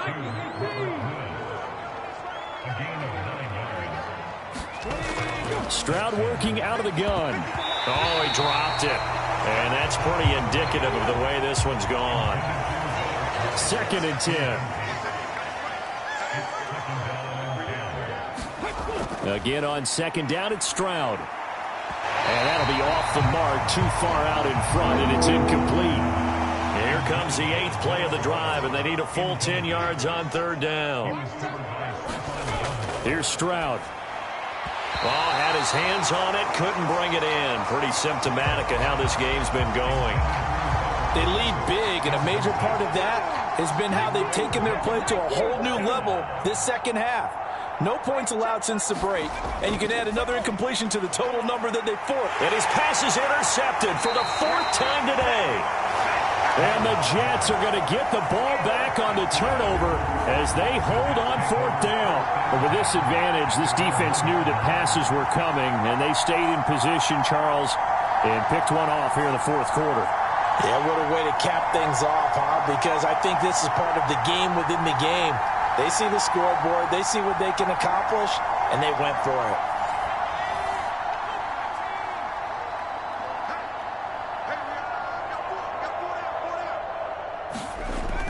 They'll start on the ground. Hall. And he can only manage to get a couple. 2nd and 8 coming up. Well, he got what he could there, just trying to move forward and gain a little bit of yardage and create some space. You know the pressure is going to be tough defensively. Here's a 2nd and 8. Hall again on 2nd down. And he is going to be stopped cold behind the line of scrimmage.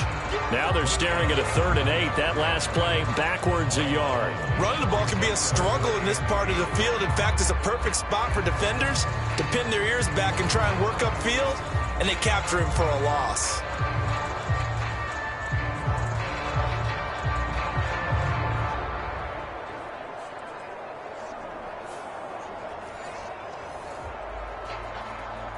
The Jets on 3rd down. 6 conversions and 9 tries. They've done a great job of picking these up. This is 3rd and 8.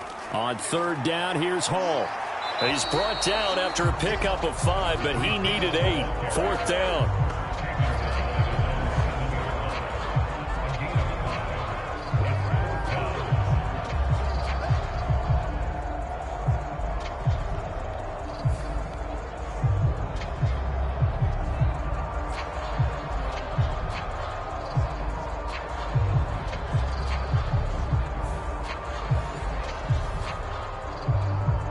Here's A.J. Cole now as he's on to punt for New York.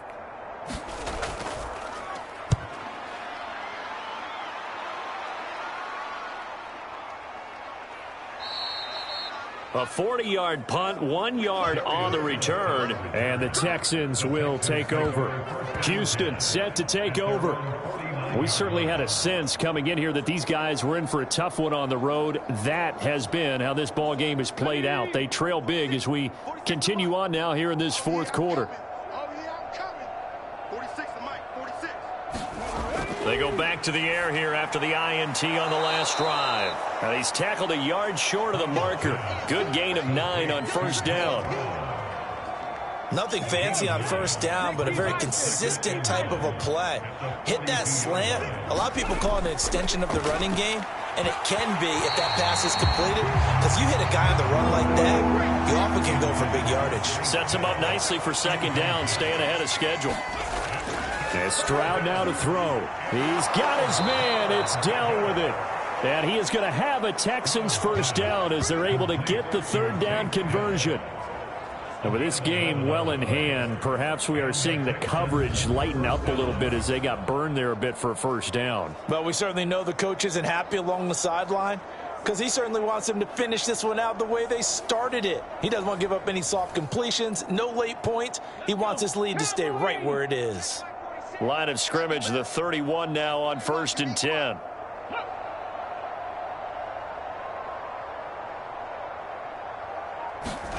Again, it's Stroud. A short one going to be taken in here by Schultz. And they'll get him down after a pickup of 8. 2nd and 2. Stroud. And he drops it incomplete. And their struggles continue here. And that's another play that's painted the picture of this game overall. It's been a blowout. It's been continually fueled by big turnovers and stops for one side and an inability to advance the ball from the other. After the incompletion, here now, 3rd and 2. Stroud now on 3rd and 2. He's got his man. That's Dell. And he is going to have a Texans first down as they're able to get the third down conversion. Well, this game was decided a while ago, and that completion there is going to artificially inflate his passing numbers. So right now, the only one really applauding probably his agent as he thinks about angling for a new contract.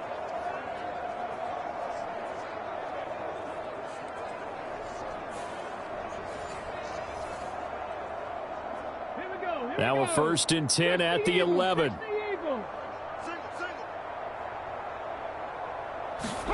The throwing again is Stroud.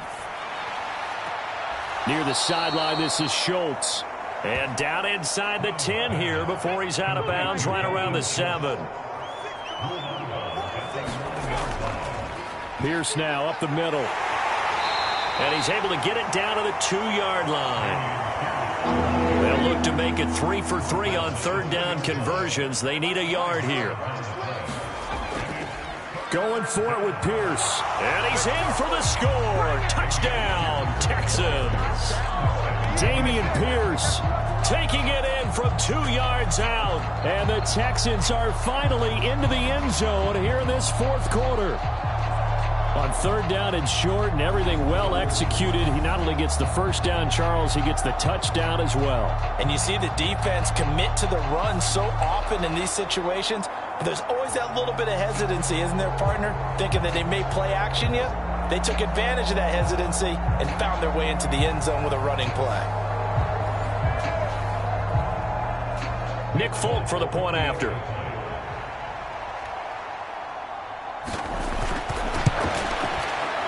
And he gets it to go to make this a 35-10 score now. That time a 9-play drive. And it was Dameon Pierce closing things out with a touchdown run.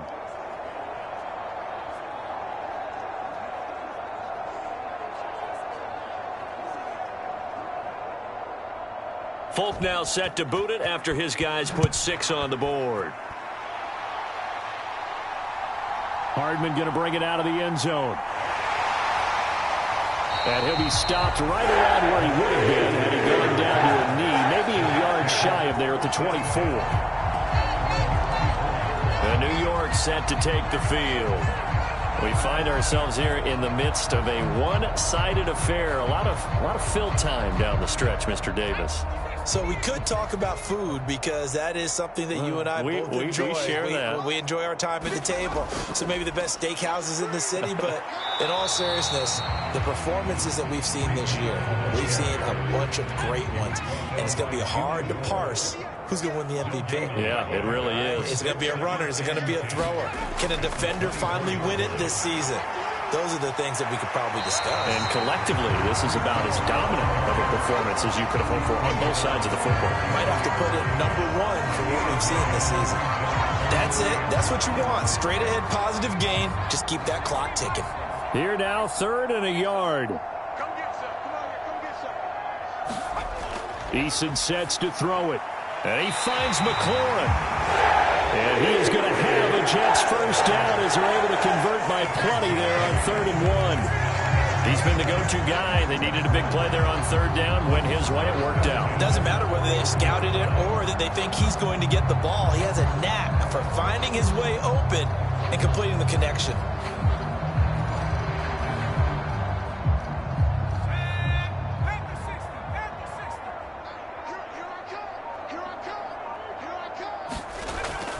Out of the gun, they run it with Hall.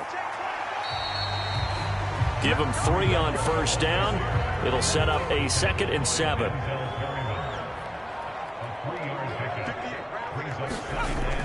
Hall again on 2nd down. And give him about 5 as he gets this up to the 48-yard line. 2 yards still to go. 3rd down now. They'll run with Hall. And able to pick up the first across midfield to the 47. 5 yards is the pickup there as that extends this drive. Well, that's a carry they have to be satisfied with. And throughout this game, they've been satisfied with what he's given them. Whenever they've needed a big run, a first down, he's the guy they've turned to. And it doesn't matter what the defense thinks. They feel like they've got the confidence to keep handing it to him and keep picking up good yardage. So a 1st and 10 now in Houston territory at the 47. They'll go again with Hall. And he'll take this ahead for about 4. 2nd down coming up.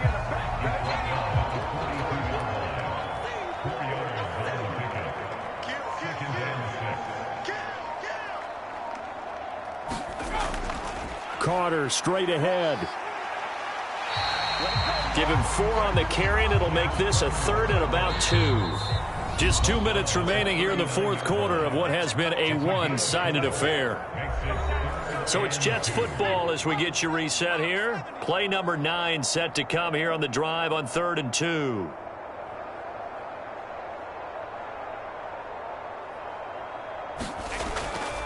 Hall on a give up the middle. And he will be very close to a first down, but I see the closed fist of the referee, and that means 4th down. This late in the game, Charles, I think you maybe seriously have to think about going for it. Especially where they are in terms of field position, because this is almost like no man's land. Might hurt your punter because there might not be enough space, maybe too far for your field goal kicker. I'm like the old rule. Possession is 9/10 of the law. Possession is 9/10 of winning the game. Go for it. Get the first down. Close it out.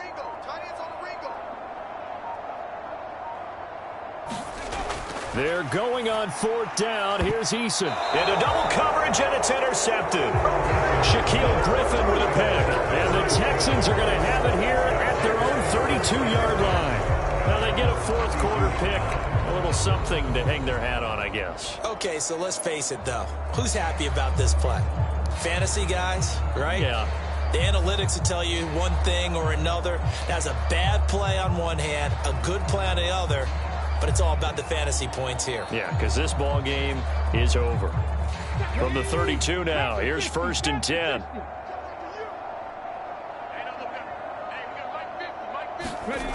Throwing now is Stroud. And he'll get this underneath to Singletary. And a pretty little juke move there, but not a ton to show for it afterwards as he's brought down. Stroud looking to throw. And that one to the right side and incomplete. They come up now 3rd and 5 following the incomplete pass. Now Stroud. And he bats it away, and it falls down incomplete. The decision made for them. They've got to go. It's 4th down. 4th down, 4th quarter. Here's Stroud. And it's going to be batted down, and will go the other way with the football. They had to go for it with such little time remaining, and the Jets are going to get the football here in great field position. So they tried to go for it for pride, but it really wouldn't have mattered. This one, it was already determined. No doubt about it. This one was over a while ago. And New York set to take the field. Well, they don't need to score here, that's for sure. They could just kneel it. They've got the huge lead late fourth quarter, but we'll see how they're feeling, Charles. Yeah, we all know people out there who like to use every second of the clock, no matter what the score. And we know they don't need the points. They've scored in abundance already. Let's find out how they want to finish this ball game.